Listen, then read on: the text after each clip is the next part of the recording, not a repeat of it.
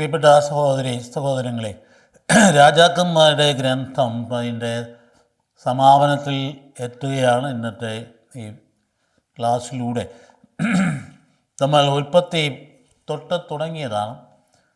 വർഷങ്ങളായി ഈ പ്രഭാഷണ പരമ്പര അല്പം ടഫാണ്. സമയമെടുത്ത് കേട്ട് ഇരിക്കുന്നവർ വളരെ കുറവാണ്. കുറച്ച് പേരെങ്കിലും ഉണ്ട്. അവരെ ഞാൻ പ്രത്യേകം അഭിനന്ദിക്കുകയാണ്.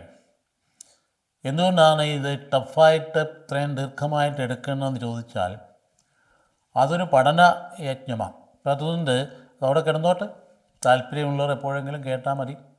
നമ്മൾ ഒരുപാട് വ്യൂവേഴ്സിനെ കൂട്ടി ഇങ്ങനെ പ്രഭാഷണം കേൾപ്പിക്കണമെന്ന് നിർബന്ധമൊന്നുമില്ല. ഇത് വിശുദ്ധ ഗ്രന്ഥ വചന പഠനമാണ്, പ്രാർത്ഥനാപൂർവ്വം നടക്കേണ്ട ഒരു കാര്യമാണ്. അപ്പോൾ അതുകൊണ്ട് ഇതിൻ്റെ സമാപനത്തിലെത്തുമ്പോൾ സ്ഥിരമായിട്ട് കേട്ടുകൊണ്ടിരുന്ന കുറേ പേരുണ്ട്, എനിക്ക് നന്നായിട്ടറിയാം.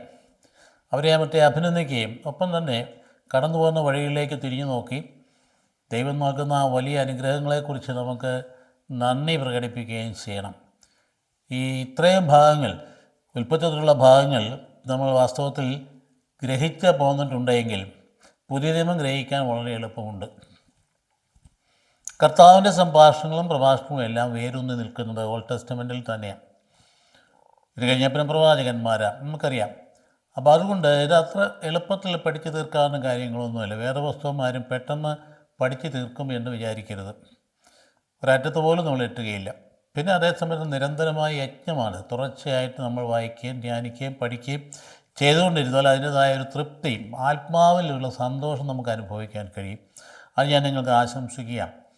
അതുകൊണ്ട് ഈ രാജാക്കന്മാരുടെ പുസ്തകം സമാപിക്കുമ്പോൾ നമ്മൾ ആ ഒരു പുസ്തകം, രാജാക്കന്മാർ 1-ാം പുസ്തകം 2-ാം പുസ്തകം, അതിൻ്റെ പിറകിൽ സാമൂഹലിൻ്റെ 1ഉം 2ഉം പുസ്തകങ്ങൾ, ഇത് നമ്മൾ കണക്ക് കൂട്ടി നോക്കി 4 ഗ്രന്ഥങ്ങൾ കണക്ക് കൂട്ടി നോക്കിയാൽ എന്തിനാണ് ഇതൊക്കെ ആലേഖനം ചെയ്ത് വെച്ചിരിക്കുന്ന വിശുദ്ധഗ്രന്ഥകാരന്മാരും? അവരുടെ ചരിത്രത്തിലൂടെ ഇടപെട്ട ദൈവം തന്നെയാണ് ഇന്നും നമ്മുടെ ജീവിതത്തിൽ ഇടപെട്ടുകൊണ്ടിരിക്കുന്നത്. ആ ദൈവത്തോടുള്ള വിശ്വസ്തതയ്ക്ക് അനുസൃതമായിട്ടായിരിക്കും നമ്മുടെ ജീവിതത്തിൽ നന്മ തിന്മകൾ വന്നുകൊണ്ടിരിക്കും. വിശ്വാസത്തോട് ഉടമ്പടി കാണിക്കുന്ന ഉടമ്പടിയോടെ വിശ്വസ്തത കാണിക്കുന്ന ജീവിത ശൈലി ഉണ്ടായാൽ അത് നമ്മുടെ ജീവിതത്തിൻ്റെ അനുഗ്രഹമായിട്ട് മാറും.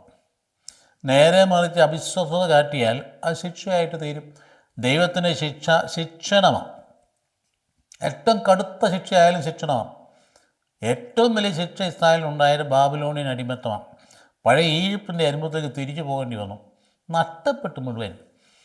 ദേവാലയം നഷ്ടപ്പെട്ടു, രാജാവ് നഷ്ടപ്പെട്ടു, രാജ്യം നഷ്ടപ്പെട്ടു, ദേവാലയത്തിനകത്തെ വലിയ വിലപിടിപ്പുള്ള നിധികൾ നഷ്ടപ്പെട്ടു, എല്ലാം പോയി. എല്ലാ അഭിമാനവും പോയി. തകർന്ന അടിമകളായിട്ട് മുഴുവൻ നഷ്ടപ്പെട്ടില്ലേ. മാനുഷിക സംവിധാനങ്ങളാണ് നഷ്ടപ്പെട്ടത്. എന്നാൽ നമ്മെ പഠിപ്പിക്കേണ്ട ഒരു പാഠം, യഥാർത്ഥത്തിൽ ആധ്യാത്മികമായിട്ടൊരു വളർന്നത് പ്രവാസത്തിലാണ്. അപ്പോൾ ഈ നഷ്ടക്കച്ചവടത്തിന് നടുക്കൂടെ ലാഭക്കച്ചവടം നടക്കുന്നുണ്ട്. അവിടെ വെച്ചാണ് ബോധമുണ്ടാകുന്നത്. അവരാരാണ്? ദൈവത്തിൻ്റെ ജനമാണ്, വഴിതെറ്റിപ്പോയി, തിരിച്ചു വരേണ്ടതാണ്. തിരിച്ചു വരുമ്പോൾ ഉണ്ടാകുന്ന ഹൃദയത്തിൻ്റെ ആനന്ദവും സന്തോഷവും, ഒന്നും ഇല്ലായ്മയിൽ നിന്ന് ദൈവത്തെ സ്തുതിക്കുന്ന മനോഹരമായ അവസ്ഥയുമൊക്കെ ഉണ്ടാകുന്ന അപ്രകാരമാണ്. അതുകൊണ്ട് അവർ വിലപിക്കുകയും 139-ാം സങ്കീർത്തനമെടുത്ത് നോക്കിക്കുക, എന്താ പറയുന്നത്, എന്തൊരു കരച്ചിലാണ്. ജെറുസലേമേ ജെറുസലേമേ, നിന്നെ ഞാൻ ഓർക്കുന്നില്ലെങ്കിൽ എൻ്റെ നാവൻ്റെ അണ്ണാക്കിൽ ഒട്ടിപ്പോകട്ടെ, എൻ്റെ വലത്ത് എന്നെ മറന്നു പോകട്ടെ എന്നൊക്കെ പറയുമ്പോൾ വിലാപം കണ്ടില്ലേ. ബാബിലോൺ നദിയുടെ തീരത്ത് പോയിരുന്ന് ഞങ്ങൾ കരഞ്ഞു എന്നാണ് പറയുന്നത്. ബാബിലോൺ നദിയുടെ തീരത്ത് പോയി ഞങ്ങൾ കരഞ്ഞു. എന്നിട്ട് അവിടെ നിന്നാണ് ഓർക്കുക, ആ മനോഹര തകർന്ന് തരിപ്പണം പോയപ്പോൾ ദേവാലയത്തെ തകർത്ത് കളയാൻ്റെ പൊടി പോലും ഇല്ല. അത് നാശക്കൂമ്പാരമായി. അതിനെ ഓർത്ത് പറയുക, ജെറുസലേമിനെ ഓർക്കുന്നില്ല എങ്കിൽ എൻ്റെ നാവിൻ്റെ അണ്ണാക്കിൽ ഒട്ടിപ്പോകട്ടെ. വിദേശത്തെങ്ങനെ ഞങ്ങൾ കർത്താവിൻ്റെ ഗാനങ്ങൾ ആലപിക്കും. കർത്താവിനെ ആലപിക്കാൻ ഞങ്ങളുടെ പട്ടാളക്കാർ പറഞ്ഞു. എന്തിനാ? അവർക്ക് ആ പാട്ട് കേട്ട് രസിക്കാൻ. പക്ഷേ കർത്താവിനെക്കുറിച്ച് സ്തുതിപ്പ് പാടാനൊന്നുമല്ല. അപ്പോൾ അതുകൊണ്ട് ഞങ്ങൾ എങ്ങനെ അന്യദേശത്ത് കർത്താവിന് ഗാനങ്ങൾ ആലപിക്കും? അവസാനം നിരാശപ്പെട്ട് പറയാം, സംഹാരിണിയായ ബാബിലോൺ പുത്രി, നീ ഇത് ഞങ്ങളോട് ചെയ്തെങ്കിൽ നിൻ്റെ കുഞ്ഞുങ്ങളെ പിടിച്ച് പാറമേലടിക്കുന്നവൻ ഭാഗ്യവാൻ എന്നൊക്കെ പറയുന്നതായിട്ട് വ്യഥയത്, ആ സങ്കടമാണ്. അപ്പോൾ ആ വിധത്തിൽ അവർ സങ്കടപ്പെട്ട് മനസാന്തരപ്പെട്ട് തിരിച്ചു വന്നു. അതുകൊണ്ട് അതിൻ്റെ ഫലമാണ് പിന്നീട് കൃത്യമായിട്ട് പ്രവാചകനിലൂടെ പറഞ്ഞില്ലേ, വൃഷകാല നക്ഷത്രമായ അരുൺ നക്ഷത്രമായ പ്രഭാത പുഷ്പം നീ എങ്ങനെ വീണു എന്ന് പാവനോട് ചോദിക്കുന്നത് അതുകൊണ്ടാണ്. നീ എങ്ങനെ വീണു? അപ്പോൾ ഇവിടെ നാം മനസ്സിലാക്കുന്ന ഒരു കാര്യം, ആ മെസ്സേജാണ് ഈ ചരിത്രത്തിലൂടെയൊക്കെ നമ്മുടെ ജീവിതത്തിലേക്ക് വരുന്നത്. നമുക്ക് ഭൗതികമായിട്ട് എന്ത് നഷ്ടപ്പെട്ടാലും ഒന്നും നഷ്ടപ്പെടുകയില്ല തിരിച്ച് കർത്താവിലേക്ക് വന്നാൽ. എന്തൊരു വലിയ പാഠമാകും. അപ്പം നമ്മൾ നിരാശപ്പെട്ട് ആത്മഹത്യ ചെയ്യാനുള്ളവരല്ല.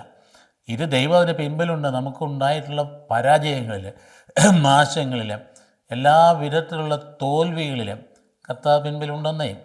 അതെന്തിനായിട്ടാണ്? നിന്നെ ശിക്ഷണം നൽകി നേരിട്ട് കർത്താവിലേക്ക് തിരിച്ചു കൊണ്ടുവന്ന് ശുദ്ധീകരിച്ച് നിത്യമായ സന്തോഷവും ആനന്ദവും നിനക്ക് നൽകാൻ വേണ്ടിയിട്ട്. അതുകൊണ്ട് ഈ രാജാക്കന്മാരുടെ പുസ്തകം വായിച്ച് നോക്കുമ്പോൾ അവിടെ ചില രാജാക്കന്മാർ 2 പേരൊക്കെ ഉണ്ടല്ലേ, ഹെസേക്കിയ, ജോസിയ, 2 പേരും ദൈവസേനയിൽ നീതി പ്രവർത്തിച്ചു. അവരൊരുപാട് നന്മകൾ ചെയ്തു. പക്ഷേ അവർ 2 പേരേ ഉണ്ടായിരുന്നു. അവസാനം ജോസിയ രാജാവിന് നമ്മൾ കണ്ടു ഒരുപാട് കാര്യങ്ങൾ ചെയ്തു. പെസഹായൊക്കെ ദേവാലയ കേന്ദ്രീകൃതമാക്കി ചിട്ടയും മടുക്കും ചിട്ടയുമുള്ള സുന്ദരമായ ആരാധനക്രമം അത് ക്രമീകൃതമായി. പക്ഷെ അവിടെ ഒരു കുറവ് വന്നു. ഈ ആരാധനാനുഷ്ഠാനങ്ങൾ യഥാർത്ഥത്തിൽ ശരിയായിട്ടുള്ള സാമൂഹ്യ ജീവകാരുണ്യ അവസ്ഥയിലേക്ക് പാവപ്പെട്ടവരിലേക്ക് എത്തിയില്ല. ഒരു വലിയ കുറവായിട്ട് പോയി. ആഡംബരപൂർണമായ അനുഷ്ഠാനങ്ങൾ ജെറുസലേം ദേവാലയത്തിന് മണ്ടയ്ക്ക് നടക്കുന്ന അവസരത്തിൽ ആ മലമുകളിൽ നടക്കുമ്പോൾ അവിടെ നിന്ന് എത്തിച്ചേരാനെങ്കിൽ അതിർത്തിയിലുള്ള പാവപ്പെട്ട ഇസ്രായേൽക്കാരന് പറ്റില്ല. അതുപോലെ നമുക്ക് കാറും സൗകര്യങ്ങളൊന്നുമില്ല. അവർ നടന്നു തന്നെ വരണം.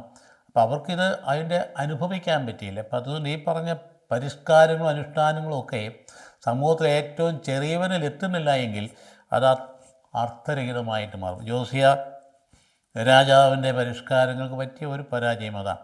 അത് തീരെ പാവപ്പെട്ടവനിലെത്തിയില്ല. അതുകൊണ്ട് അതിൻ്റെ കുറവ് അതിനുണ്ടായി. പിന്നീട് വന്ന 4 രാജാക്കന്മാർ അദ്ദേഹത്തിൻ്റെ പുത്രന്മാർ തന്നെയാണ്. അവരുടെ അവസാനമാണ് സെദേക്ക എന്ന് പറയുന്ന രാജാവിൻ്റെ ഘട്ടത്തിലാണ് നേരെ വിപ്രവാസത്തിലേക്ക് പോകുന്നത്. ആ 4 രാജാക്കന്മാരെക്കുറിച്ച് നമ്മൾ ഇന്ന് വളരെ ലഘുവായിട്ട് പറഞ്ഞു പോവുകയും അങ്ങനെ അപ്പം മനസ്സിൽ ഓർത്തിരിക്കുക, രാജാക്കന്മാരുടെ ജീവിതം പോകുന്നത് ഉടമ്പടിയുള്ള വിശ്വസ്തതയോ അവിശ്വസ്തതയോ അതിനനുസരിച്ചാണ് നന്മയോ തിന്മയോ വിജയമോ പരാജയമോ എന്ന സംഗതി കടന്നു വരിക. അപ്പം അതിൽ നമ്മൾ വരാൻ പോകുന്നു. പെട്ടെന്ന് ജോസിയ രാജാവ് 4 രാജാക്കന്മാർ അദ്ദേഹത്തിന് ശേഷം ഒന്നും പറഞ്ഞില്ല. 3 പേര് മക്കളാണ്. ഒരാൾ മകൻ്റെ മകനാണ്, അല്ലെങ്കിൽ പൗത്രനാണ്. അപ്പോൾ 2 പേര് 3 മാസം വീതമേ ഭരിച്ചുള്ളൂ. ബാക്കി 2 പേര് 11 വർഷം വീതം ഭരിച്ചു. അപ്പോൾ അതുകൊണ്ട് വിശ്വാസ തീഷ്ണത അപ്പനോളം ഇവർക്ക് ആർക്കും ഉണ്ടായില്ല. അങ്ങനെയാണല്ലോ പലപ്പോഴും സംഭവിക്കുന്നത്. പടപ്പിൻ്റെ പുറത്ത് പിറക്കുന്ന മക്കൾ അപ്പനതിന് മുമ്പ് പാവപ്പെട്ടവനായിരുന്നു കഷ്ടപ്പെട്ട് ജീവിതത്തിൽ വേർപ്പൊലിച്ച് ഉണ്ടാക്കിക്കൊണ്ട് വന്ന സമ്പത്തിൻ്റെ അനുഭവിക്കേണ്ട മക്കൾ ഈ അപ്പൻ്റെ കഷ്ടപ്പാടിനെക്കുറിച്ച് ബോധമില്ലാതെ വരുന്നത് നമ്മൾ കണ്ടുകൊണ്ടിരിക്കുന്നതല്ലേ. അതുകൊണ്ട് അവരെന്ത് ചെയ്യും? വേദന അനുഭവിക്കാതെ അറിയിക്കാതെ വളർത്തിയത് കൊണ്ട് അവർ മുഴുവൻ നശിപ്പിക്കത്ത രീതിയിൽ അവരുടെ ജീവിതം ലക്സൂറിയസ് ആയിട്ട് മാറുന്നു.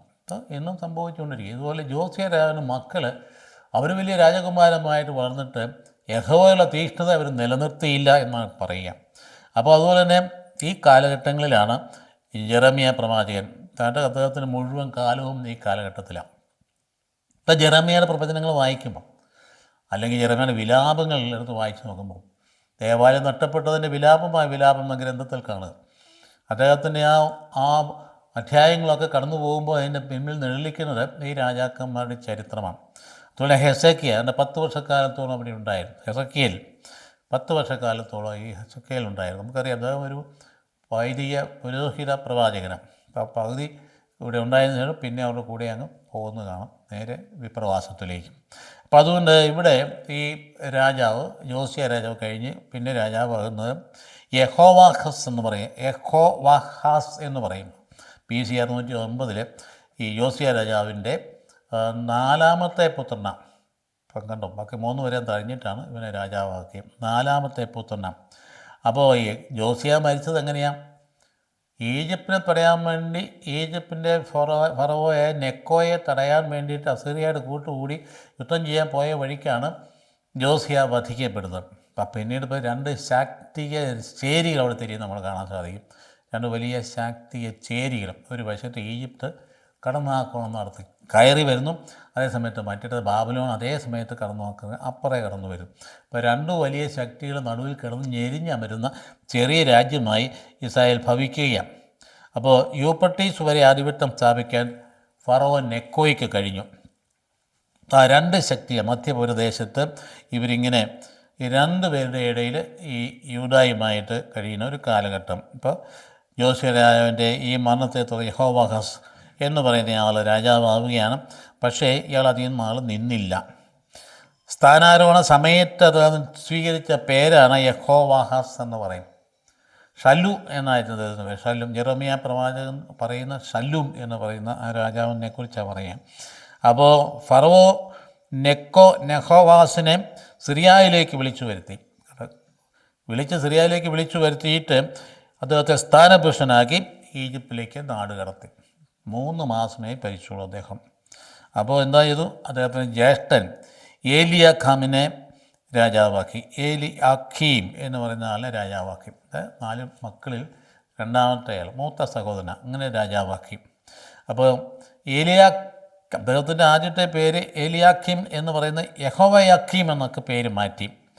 അപ്പോൾ ആ സമയം കംപ്ലീറ്റായിട്ട് ഈജിപ്തിൻ്റെ കീഴിലായി യൂദ എന്ന് പറഞ്ഞാൽ മുഴുവൻ നഷ്ടപ്പെട്ട് വരികയാണ്. ദാവീദിന് കാലഘട്ടം തന്നെ സാമ്രാജ്യത്തെ ശക്തി, സോളമൻ്റെ കാലത്തെ സാമ്രാജ്യ ശക്തിയൊക്കെ പോയി ക്ഷയിച്ചു. അവിടെ നിന്ന് ഇങ്ങോട്ട് പോകുന്ന രാജാക്കന്മാർ ജീവിത രീതികൾ കൊണ്ട് തന്നെ തകർന്നു പോയതാണ്. അപ്പോൾ വളരെ ചെറുതായിട്ട് പോയി.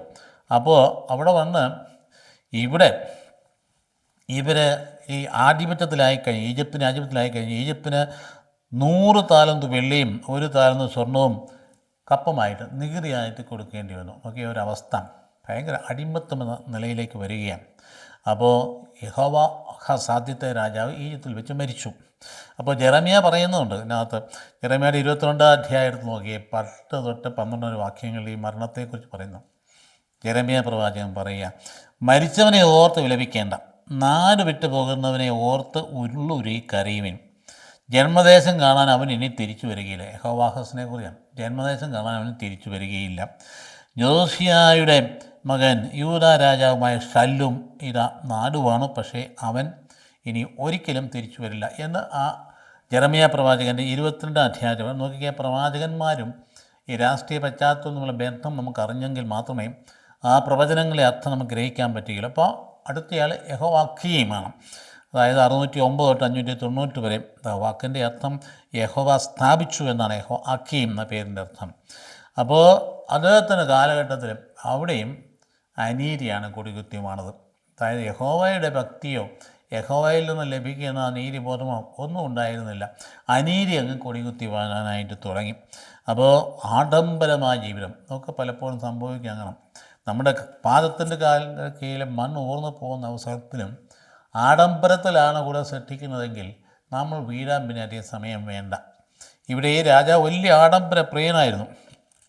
നികുതി ഭാരം കണ്ടുവാനും കൂട്ടി ജനത്തിൻ്റെ. അതുകൊണ്ട് പട്ടിണി പാവങ്ങളെ പിഴിഞ്ഞ് പുതിയ അരമനകൾ പണിതു. ഇതൊക്കെ ജെറമിയ പ്രവാചകൻ പറയുന്നുണ്ട്. പട്ടിണി കിടക്കുമ്പോഴാണ് രാജാവിടെ അരമന പണിയുന്നത്. എന്നിട്ട് മന്നാസയുടെ കാലം പോലെ തന്നെ അനീതി അങ്ങോട്ട് തിരിച്ചു വന്നു. അപ്പോൾ വ്യാജപ്രവാചകരെല്ലാ കാലഘട്ടമുണ്ട്. അവരെയാണ് ഈ സ്തുതിപാഠകന്മാരെന്ന് പറയും. ഇന്നും അധികാരിക്ക് ചുറ്റും വരുന്നത് പലപ്പോഴും നല്ല ഉപദേഷ്ടാക്കളല്ല. ഏത് ഭരണതലത്തിലായാലും ശരി, അധികാരിക്ക് ചുറ്റും ആദ്യം വരുന്നത് ഈ വ്യാജ പ്രബോധകരായ സ്തുതിപാഠകർ. അവർക്ക് കാര്യം നേടാൻ വേണ്ടിയിട്ട് വരികയാണ്. അപ്പോൾ ജെറമിയായെ തിരസ്കരിച്ചു. യഥാർത്ഥ പ്രവാചകനെ ഇദ്ദേഹം തിരസ്കരിച്ചു.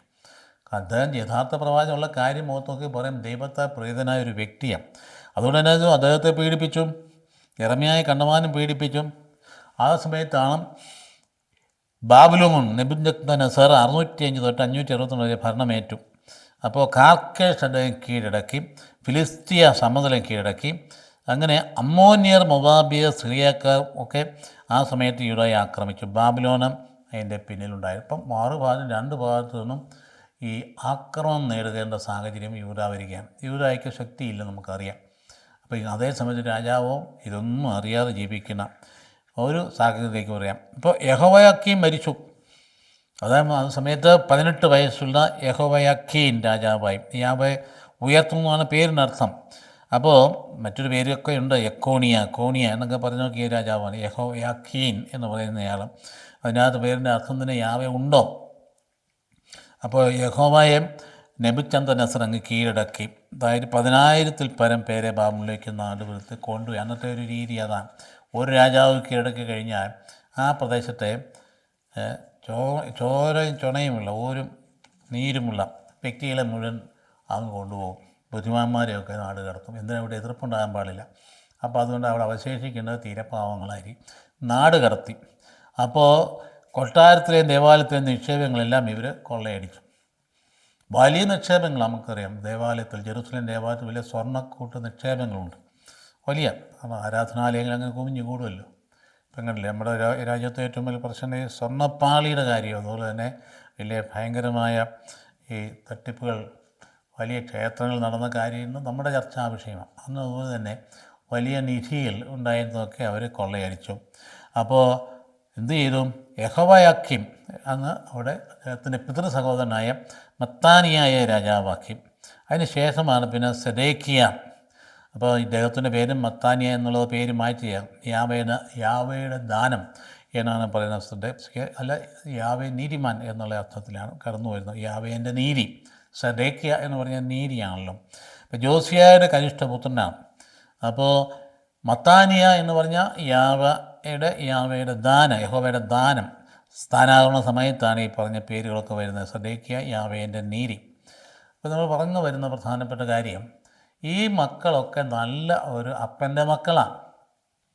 പക്ഷേ ആ നല്ല അപ്പൻ്റെ ഒരു നല്ല വശവും ഇവരിലുണ്ടായില്ല. പലപ്പോഴും നമ്മൾ വിചാരിക്കും മാതാപിതാക്കൾ നല്ലവരായിട്ട് ഈ മക്കളൊക്കെ ഇങ്ങനെ ആയിത്തീരുന്നത് എങ്ങനെയാണ്? നമ്മൾ ചിലപ്പോൾ ചോദിക്കാറുണ്ടല്ലോ. അങ്ങനെ സംഭവിക്കാം. എന്തുമാത്രം വേദനിച്ച ഒരു അപ്പനാണ് ഈ യാക്കോബ്. മക്കളെ ഓർത്ത്, ആ 12 പേരെ ഓർത്ത് എന്തെങ്കിലും വേദനിച്ചു. ഉൽപ്പത്തിയുടെ പുസ്തകത്തിൽ 49 അധ്യായം നമ്മൾ നോക്കിയാൽ കാണാം. അദ്ദേഹത്തിൻ്റെ ഓരോ മക്കളെക്കുറിച്ച് അദ്ദേഹത്തിന് അഭിപ്രായം പറയുന്ന കാണാം. അതിനകത്ത് ഏറ്റവും ഉയർന്നു നിൽക്കുന്ന യൂദായും ജോസഫും ഒക്കെയാണ്. ബാക്കിയുള്ളവരൊക്കെ എന്തെല്ലാം ചെയ്ത് ആക്കിയൊക്കെ മാറ്റി നിർത്തി. റൂബനെ മാറ്റി നിർത്തി, അതുപോലെ തന്നെ ലേവിയെ മാറ്റി നിർത്തി, ശിമയോനെ മാറ്റി നിർത്തി. ഇവർ രണ്ടുപേരും കൂടിയാണ് ഈ അക്രമങ്ങൾക്ക് നേതൃത്വം കൊടുത്തത്. ഷെക്കേം എന്ന് പറയുന്ന ആദ്യത്തെ ആൾക്കാരെ മുഴുവൻ പാതിരായ്ക്ക് കൊല ചെയ്യാൻ അവരോട് ആവശ്യപ്പെട്ടത് എന്താ? അവരുടെ സഹോദരി അപമാനിച്ചതിൻ്റെ പേരിൽ അവരെ ക്ഷുഭിതരായി ചെന്നപ്പം അവർ പറഞ്ഞു, ഞങ്ങൾ വിവാഹം കഴിച്ചോളാം. ഈ പറഞ്ഞ ഷെക്കേം പറഞ്ഞാൽ അവളെ വിവാഹം കഴിച്ചു. അപ്പം പറഞ്ഞൊരു കണ്ടീഷൻ വെച്ചു, എല്ലാവരും പരിച്ഛേദനം ചെയ്യണം. അവർ പറഞ്ഞ പോലെ തന്നെ ചെയ്ത് രാത്രി പരിച്ഛേദനം ചെയ്ത് വേദനിച്ചിരിക്കുന്ന അവസരത്തിൽ എല്ലാം കൂടി കൊന്നുകളി. 2 മക്കൾ ചെയ്ത പണിയാണ്. ഇതൊരു ഭയങ്കര അക്രമം. പോട്ടെ. അപ്പോൾ അതുകൊണ്ട് നല്ലൊരു അപ്പനിൽ നിന്ന് ഉണ്ടാകുന്ന മക്കൾ തലതിരിഞ്ഞ് പോകുന്നതിന് മക്കളുടെ അപ്പൻ്റെയും അമ്മയുടെയും കുറ്റം എന്ന് പറയാനാവില്ല. അപ്പോൾ അതല്ലെങ്കിൽ ശാപമാണ്, ആ ചെയ്ത അപ്പൻ ചെയ്തതിൻ്റെ ഫലമാണ് എന്നൊക്കെ നമ്മൾ പറയാൻ പാടില്ല. അപ്പോൾ ഓരോ വ്യക്തിയും സ്വാതന്ത്ര്യമുള്ള വ്യക്തിയാണ്. ആ വ്യക്തി സ്വതന്ത്രമായിട്ട് തിരഞ്ഞെടുക്കുന്ന ജീവിതശൈലിയാണ് അദ്ദേഹത്തിനുള്ളത്. ആ വിധത്തിൽ നാം മനസ്സിലാക്കാൻ കഴിയേണ്ടതാണ്. അപ്പം അതുകൊണ്ട് ആരെയും നമ്മൾ മുൻവിധിയോടെ കാണേണ്ട കാര്യമില്ല. ഓരോ വ്യക്തിയും ആ വ്യക്തി സ്വാതന്ത്ര്യം അനുസരിച്ച് ചെയ്യുന്ന ചെയ്തികളാണ്. അപ്പോൾ ഈ പുത്രൻ, അതായത് സെദേക്കിയ പറഞ്ഞല്ലോ, യഹോവ എൻ്റെ നീതി എന്ന അർത്ഥമുള്ള പേരിൻ്റെ ഉടമയായിരുന്നു. ഈ മനുഷ്യൻ്റെ ജോസിയായിട്ട് കനിഷ്ഠ പുത്രനാണ്. അപ്പോൾ ദാവീദ് വംശത്തിലെ അവസാനത്തെ രാജാവാണ്. ദാവീദ് വംശത്തിലെ ഏറ്റവും അവസാനത്തെ രാജാവ് ആരാന്ന് ചോദിച്ചാൽ സെദേക്കിയ. എന്തുകൊണ്ട് എന്ത് ചെയ്തു? അത് രാജ്യം അന്നേരം വളരെ ചെറുതാണ്. ജനസംഖ്യ 1.5 ലക്ഷം പേരുള്ളൂ. ഇപ്പോൾ എത്രമാത്രം ചെറുതായിപ്പോയി. വളരെ ചെറിയ ഒരു രാജ്യം. അപ്പോൾ കഴിവുള്ളവരെല്ലാം നാട് കടത്തി. അപ്പോൾ ഈ മനുഷ്യൻ ജനപ്രിയനായിരുന്നില്ല, കഴിവുമില്ല, കാര്യം നല്ല മനുഷ്യനാണ്. അപ്പോൾ അദ്ദേഹം രഹസ്യത്തിൽ ജെറമിയയുടെ ഉപദേശം തേടി. ഉപദേശമൊക്കെ ജെറമിയ കൊടുത്തു, പക്ഷെ നടപ്പിലാക്കാനായിട്ട് കഴിവില്ലായിരുന്നു. നമുക്ക് പലപ്പോഴും സംഭവിക്കുന്നൊരു കാര്യം, നല്ല നേതൃത്വത്തിലിരിക്കുന്ന ആൾക്കാർ നല്ല മനുഷ്യരാണ്, പക്ഷേ എക്സിക്യൂട്ടീവ് പവറില്ല. കാര്യങ്ങൾ ഗ്രഹിച്ച സമയത്ത് തീരുമാനം എടുത്ത് നടപ്പിലാക്കാനുള്ള പ്രാപ്തിയില്ല. അതൊരു പ്രത്യേക ഗിഫ്റ്റാണ്. പല മനുഷ്യരെ നമ്മൾ നല്ല മനുഷ്യനായിട്ട് കാണുന്നുണ്ട്, പക്ഷേ ആ മനുഷ്യൻ ശുദ്ധൻ ദുഷ്ടൻ്റെ ഫലം ചെയ്യുമെന്ന് പറയുന്നത് പോലെ നടപ്പിലാക്കാൻ പറ്റുന്നില്ല കാര്യങ്ങൾ നേരെ പോകുന്നത്. ഇപ്പം നമ്മൾ എല്ലാ തലങ്ങളും നമ്മൾ അനുഭവിക്കുന്ന രാഷ്ട്രീയ തലത്തിലും സഭയുടെ തലത്തിലും എല്ലാം നല്ല മനുഷ്യരായതുകൊണ്ട് മാത്രമേ കാര്യമില്ല. ഒരു പ്രത്യേകമായ സിറ്റി ദൈവം നൽകുന്നത് കൃപയോടുകൂടെ സ്വീകരിക്കാൻ കഴിഞ്ഞെങ്കിൽ മാത്രമേ ചെയ്യേണ്ട കാര്യങ്ങൾ ചെയ്യേണ്ട സമയത്ത് ചെയ്യാൻ പറ്റുകയുള്ളൂ. അത് അധികാരത്തിലിരിക്കുന്ന ആളങ്ങ് മാറ്റി നിർത്തിയാൽ, അല്ലെങ്കിൽ വേറെ ആരും തലയിലോട്ട് വെച്ചാൽ, ഉത്തരവാദിത്വം നിർവഹിക്കേണ്ട സമയത്ത് പലപ്പോഴും അങ്ങനെ സംഭവിക്കേണ്ടി ആക്ഷൻ എടുക്കേണ്ട സമയത്ത് ആക്ഷൻ എടുക്കുന്നില്ല. അതൊരു അധികാരിയുടെ ചുമതലയാണ്. തെറ്റെന്ന് പറയുന്നത് അങ്ങോട്ട് ശിക്ഷണം കൊടുക്കാനും ശിക്ഷിക്കാനും തയ്യാറാക്കുന്ന സമയത്ത് ചെയ്യണം. അത് മുഖം നോട്ടമില്ല. തന്നോട് ചേർന്ന് നിൽക്കുന്നതാണോ അല്ലാത്തവനോ ചെയ്ത് തെറ്റാണെങ്കിൽ അന്വേഷിച്ച് കണ്ടെത്തി കഴിഞ്ഞ് നടപടിയെടുക്കാനുള്ള പ്രാപ്തി ഉണ്ടാകണം. ആ നടപടി താമസിച്ച് കഴിഞ്ഞാൽ മറ്റുള്ളവരെല്ലാം അനുഭവിക്കേണ്ടി വരും, ഭയങ്കരമായിട്ട് അനുഭവിക്കേണ്ടി വരും. അപ്പോൾ അതുകൊണ്ട് അടിസ്ഥാന കാരണം എന്താണ്? അധികാരത്തിലിരിക്കുന്ന ആൾ സമയത്ത് ആക്ട് ചെയ്തായിരുന്നാൽ ഉണ്ടാകുന്ന ദോഷങ്ങളാണ്. അതെല്ലാ തലങ്ങളിൽ നിന്ന് വന്ന് ഭവിച്ചുകൊണ്ടിരിക്കുക. എല്ലാ തലങ്ങളിലും, രാഷ്ട്രീയ തലത്തിലും സഭാതലത്തിലും എവിടെയായാലും ശരി, അവരധികാരി എടുക്കേണ്ട തീരുമാനം എടുക്കേണ്ട സമയത്ത് എടുക്കുന്നില്ല എങ്കിൽ, തെറ്റ് കണ്ടാൽ അത് ചൂണ്ടിക്കാണിച്ച് അതിനെക്കുറിച്ച് അന്വേഷണം നടത്തി അവരെ കേട്ടതിന് അതിന് ചുറ്റുപാടും കേട്ട് കാര്യം പഠിച്ചിട്ട് അതിന് കൃത്യമായ മറുപടി എന്ന നിലയിൽ നടപടിയെടുക്കാൻ തയ്യാറാകുന്ന അധികാരികളാണ് നേരെ ചൊവ്വേ സമൂഹത്തെ നയിക്കാൻ. വലിയ സമൂഹം ഇപ്പോഴും അലങ്കോലപ്പെട്ട് കിടക്കും. നമ്മളിപ്പം പരാതിപ്പെടുന്നുണ്ടല്ലോ, അലങ്കോലപ്പെട്ട് കിടക്കും. അലങ്കോലപ്പെടുന്നതിന് കാരണം ഈ മനുഷ്യരൊന്നുമല്ല, ഈ കാണുന്ന ആൾക്കാർ രണ്ട് ഗ്രൂപ്പായിട്ട് തിരിഞ്ഞാലും ഗ്രൂപ്പുകളെ ആൾക്കാരൊന്നുമല്ല, അത് തലപ്പത്ത് ഉത്തരവാദിത്തത്തോടെ ഇരിക്കുന്ന ആൾ തന്നെയാണ്. അത് അവർ ഉത്തരവാദിത്തം ഏറ്റെടുക്കേണ്ടത്. അതിനാണ് ഈ ദൗത്യം കൊടുത്തിരിക്കും. അങ്ങനെ ചെയ്യാൻ കഴിവില്ലാതെ പോയി എസ്എഫ്ദെക്കിയായിക്ക്. രാജാവാണ്, പക്ഷേ രാജാവ് നല്ല ഉപദേശം കൊടുത്തു. യെരമ്യാ നല്ല ഉപദേശം കൊടുത്തു. പക്ഷേ അത് ഉള്ളിൽ ഉൾക്കൊണ്ടു എന്നുള്ളതല്ലാതെ അത് പുറത്ത് പറയാനോ നടപ്പാക്കാനോ കഴിയാതിരുന്ന. അപ്പോൾ അദ്ദേഹം ഒന്നും ചെയ്തില്ല. അപ്പോൾ അത് ജനപ്രിയനുമല്ലായിരുന്നു. അപ്പോൾ രഹസ്യത്തിൽ ആ ഉപദേശം നേടി, പരസ്യമായിട്ട് ചെയ്തില്ല. കാരണം വ്യാജപ്രവാചകൻ നല്ലത്, ധാരാളം വ്യാജപ്രവാചകർ അവിടെ ഉണ്ട്. അവർ പറയുന്ന ജനം കേൾക്കുന്നത്, യഥാർത്ഥ പ്രവാചകൻ പറയുന്നത് കേൾക്കത്തില്ല. അപ്പോൾ അതുകൊണ്ട് അദ്ദേഹത്തോട് കൺസൾട്ട് ചെയ്യുന്നത് തന്നെ മറ്റുള്ളവർ അറിഞ്ഞാൽ കുഴപ്പമില്ല. വളരെ രഹസ്യത്തിനാണ് ഉപദേശം നേടിയത്. ആ സമയത്ത് ഭയങ്കരമായ ക്ഷാമം ജെറുസലേമിലുണ്ടായി. ക്ഷാമം എന്ന് പറയുന്നത് നമ്മളാരും അനുഭവിച്ചിട്ടില്ല. പട്ടിണി എന്നൊക്കെ പറയുന്നുണ്ടെങ്കിലും ആലോചിച്ച് നോക്കി, ആ ക്ഷാമത്തിൻ്റെ അതിർത്തി എന്ന് പറയുക അങ്ങേ അറ്റത്തെത്തിക്കഴിയുമ്പം മരിച്ചവരുടെ ശവശരീരങ്ങൾ വെട്ടി കറി വെച്ച് തിന്നുന്ന അവസ്ഥയിലേക്ക് പോയി ആ ക്ഷാമത്തിൻ്റെ അവസ്ഥ. വേറൊരു നമ്മൾ വായിക്കുന്നുണ്ടല്ലോ, ഇസ്രായേലിൽ പോലും ക്ഷാമം ഉണ്ടായപ്പോൾ കുഞ്ഞുങ്ങളെ വെട്ടിക്കൊന്ന് തിന്നുന്ന കഥയൊക്കെ നമ്മൾ കേട്ടതല്ലേ. അപ്പോൾ അതുകൊണ്ട് ഈ ക്ഷാമം എന്ന് പറയുന്നത്, അല്ല പട്ടിണി എന്ന് പറയുന്നതിൻ്റെ ആധിക്യത്തെക്കുറിച്ച് നമുക്കാർക്കും ഒരു അനുഭവമോ ഇല്ല. പ്രത്യേകിച്ച് കേരളത്തിലെ സമൂഹത്തിന് ഒന്നുമില്ല, ഉണ്ടായിട്ടില്ല. അറും പട്ടിണിയൊക്കെ ഉണ്ടായിട്ടുണ്ടായിരിക്കും നമുക്ക്. എന്നാ പട്ടിണിയാണ് ഉണ്ടായിട്ടുള്ള? നമ്മൾ പറയുന്നത് കമ്പയർ ചെയ്യുമ്പോൾ അതൊരു പട്ടിണിയല്ല. അതായത് സ്വാതന്ത്ര്യാനന്തര കാലഘട്ടം, അതിന് തൊട്ട് മുമ്പ് ഒക്കെ ഭയങ്കര പട്ടിണിയാണ്.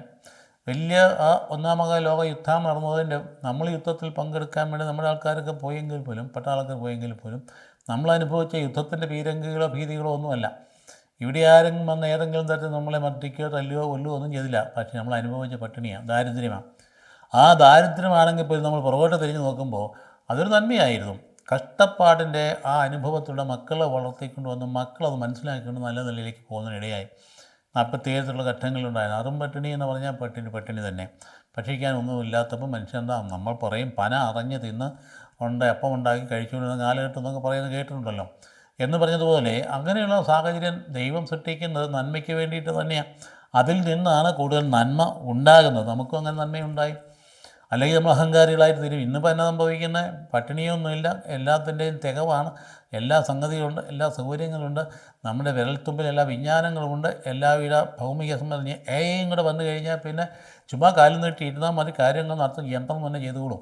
ഒന്നും ചെയ്യേണ്ട കാര്യമില്ല. പാലസ്യത്തിലേക്ക് പോവുക. അതിലോട്ട് വന്നു ഭവിക്കാൻ പോകുന്നു മനസ്സിൻ്റെ ധാർമ്മിക നിലവാരം തകരുകയും അതോടുകൂടി ജീവിതം നാശത്തിലേക്ക് പോവുകയും ചെയ്യും. അതുകൊണ്ടാണ് മാർപ്പാപ്പ ചാക്രയിൽ വന്നിട്ട് ആവശ്യപ്പെടുന്നത്, ധാർമ്മിക മൂല്യങ്ങൾ സംരക്ഷിച്ചുകൊണ്ട് വേണം ഈ മനുഷ്യനെ സഹായിക്കാനല്ല, മനുഷ്യൻ യുടെ അടിമയായി തീരാനല്ല. അടിസ്ഥാനപരമായ സ്നേഹവും ത്യാഗവും സ്വാതന്ത്ര്യവും നന്മയും ഒക്കെ നഷ്ടപ്പെടുത്തിക്കൊണ്ടുള്ള യന്ത്രവൽക്കരണം ഒരിക്കലും നമുക്ക് നന്മ ചെയ്യില്ല എന്ന് പാപ്പ ഈ കാളെ കൃത്യമായിട്ട് ചാക്രയിൽ നമ്മളെ പഠിപ്പിക്കുന്നുണ്ട്. അപ്പോൾ ഇപ്പോൾ ജെറുസലേമിൽ ഭയങ്കര ക്ഷാമമുണ്ടായി. മരിച്ചവരുടെ മാംസം ഭക്ഷിക്കാൻ തുടങ്ങി. അങ്ങനെ അവസരത്തിൽ അപ്പോൾ ഈ യെരമ്യാ പ്രവാചകൻ ഈ രാജാവിനോട് കീഴടങ്ങാൻ പറഞ്ഞു. വരും വരായെ കൊണ്ട് നന്നായിട്ട് പ്രവാചകനെ കീഴടങ്ങാൻ പറയും. പക്ഷേ കൂടെ വന്ന മറ്റും വ്യാജപ്രബോധനം സമ്മതിച്ചില്ല. അയ്യോ കീഴടങ്ങാവോ, തെറ്റല്ലേ, ആത്മാഭിമാനം വെച്ച് പറയും, അത് പറ്റില്ല എന്ന് പറയും. പക്ഷേ പ്രവാചകനറിയാം ബാബിലോണിലേക്ക് പോകും, അടിമത്തിലേക്ക് പോകും, അത് ദൈവത്തിൻ്റെ പദ്ധതിയാണ്. കീഴടങ്ങാൻ പറഞ്ഞു, അത് കേട്ടില്ല. അതിന് പകരം എന്തായാലും യെരമ്യയെ പിടിച്ച് തുറുങ്കിലടച്ചു. ഇതാണ് നന്മയും സത്യവും പറയുന്നതിനെ പിടിച്ച് തുറുങ്കിലടച്ചു. പലപ്പോഴും നമുക്ക് ഉപദേശം നൽകുമ്പോൾ നമുക്ക് ഇഷ്ടപ്പെടാത്ത ഉപദേശം തരുന്ന ആളിനെ ചിലപ്പോൾ നമ്മൾ തള്ളിക്കളഞ്ഞെന്ന് വരും. നമ്മൾ തുറുങ്കിലടയ്ക്കാനൊന്നും പോകുന്നില്ല, നമുക്കതിന് അധികാരമില്ലെങ്കിലും നമുക്ക് ഇഷ്ടപ്പെടാത്ത ആളിനെ മാറ്റി നിർത്തി പിന്നെ ഒന്നിനും അടുപ്പിക്കത്തില്ല. പലപ്പോഴും പഠനം നേരത്ത് കാണുന്ന ഒരു സംഗതി ഇതാണ്. ആത്മാർത്ഥമായി വിമർശനം ഉന്നയിക്കുന്നവരും നന്മ ആഗ്രഹിച്ച് വിമർശനം പറയുന്നവരെ നമ്മൾ പിന്നെ അടുപ്പിക്കത്തില്ല. അവനെ അങ്ങ് മാറ്റി നിർത്തിക്കളയും. ഏത് തരത്തിലായാലും, സഭയുടെ തലത്തിലായാലും, പാരിഷ് കൗൺസിലായാലും, ഏത് കൗൺസിലായാലും ശരി, ഇങ്ങനെയൊക്കെ ചെയ്യുന്ന രീതി നമുക്കുണ്ടല്ലോ. പക്ഷേ അവനായിരിക്കും നന്മ നമുക്ക് വേണ്ടി പറഞ്ഞു തരുന്നയാൾ. അവനെ അങ്ങ് മാറ്റി നിർത്തും. ആ മാറ്റുന്ന പ്രവണത മാറ്റി. ഇവിടെ സംഭവിച്ചത് തന്നെയാണ്. ഈ രാജാവ് സെദെക്കിയാ രാജാവ് യെരമ്യാ പ്രവാചകനെ തുറുങ്കിലടച്ചു. ഇതാണ് ചെയ്തത്. അതുകൊണ്ട് BC 587 ജൂലൈ പലായനം ചെയ്യേണ്ടി വന്നു. കീഴടങ്ങാൻ പറഞ്ഞിട്ട് കേട്ടില്ല. അപ്പോൾ അപ്പം പലായനം ചെയ്യേണ്ടി വന്നു. പുറകെ എന്നാ ചെയ്തു, ജെറീക്കോയിൽ വെച്ച് പിടികൂടി. ജെറീക്കോയിൽ വെച്ച് ഇദ്ദേഹത്തെ പിടികൂടി പുത്രന്മാരെ, അതായത് കൺമുമ്പിൽ വെച്ച് തന്നെ വധിച്ചു. എന്നിട്ട് എന്നാ ചെയ്തു, കണ്ണ് ചുഴന്നെടുത്ത് അടിമയാക്കി ബാബിലോണിലേക്ക് കൊണ്ടുപോയി. നോക്കണേ, ആ പ്രവാചകൻ പറഞ്ഞ് കേട്ടിരുന്നെങ്കിലോ, കണ്ണ് ചുഴന്നെടുത്ത് പ്രവാചകൻ പറഞ്ഞ് കേട്ടിരുന്നെങ്കിൽ കൂടി വന്ന് അവിടെ പോയിട്ട് അടിമത്തിൽ നിൽക്കും. രാജാവിനടുത്ത് ഒരാദരവോട് കൂടി അടിമത്തിൽ കഴിയാമായിരുന്നു. കണ്ണ് ചുഴന്നെടുത്ത് അടിമത്തിലേക്ക് കൊണ്ടുപോയി. അതോടുകൂടി ജെറൂസലേം നശിക്കുകയാണ്. ജെറൂസലേമിൻ്റെ നാശം 587 ഓഗസ്റ്റിൽ അവർ മുഴുവൻ അത് കൊള്ള നടത്തി തീ വെച്ച് ജെറൂസലേം നഗരം മുഴുവൻ തകർത്ത് കളഞ്ഞു. 74-ാമത്തെ സങ്കീർത്തനം നോക്കിയാൽ ആ വേദന നമുക്ക് കാണാം. 74-ാം സങ്കീർത്തനം. അങ്ങയുടെ ആലയത്തിനവർ തീ വെച്ചു, ശ്രീകോവിൽ അവർ ഇടിച്ചു നിരത്തി, എന്നിട്ട് ഉടമ്പടിയെ അവിടുന്ന് പരിഗണിക്കണമേ എന്ന് പറഞ്ഞ് കരയുക സങ്കീർത്തകൻ. ഞാൻ 139-ാം സങ്കീർത്തനം പറഞ്ഞതുപോലെ തന്നെയാണ് ഇവിടെ 74-ാം സങ്കീർത്തനം എടുത്ത് നോക്കിയാൽ ഇതിൻ്റെ പശ്ചാത്തലമാണ്. അപ്പോൾ 587-ലാണ് ഈ വിപ്രവാസം ആരംഭിക്കുന്നത്. ബാബിലോൺ അടിമത്തത്തിലേക്ക് പോകുന്നത്. 50 വർഷക്കാലം അവിടെ കിടക്കേണ്ട ചരിത്രത്തിലെ ഇസ്രായേൽ ചരിത്രത്തിലെ ഏറ്റവും പ്രധാനപ്പെട്ട സംഭവമാണ് ബാബിലോണിയ അടിമത്തം. അതായത് രണ്ടാമത്തെ പുറപ്പാടാണ് വാസ്തവത്തിൽ ബാബിലോണിൽ നിന്നുള്ള തിരിച്ചുവരവ്.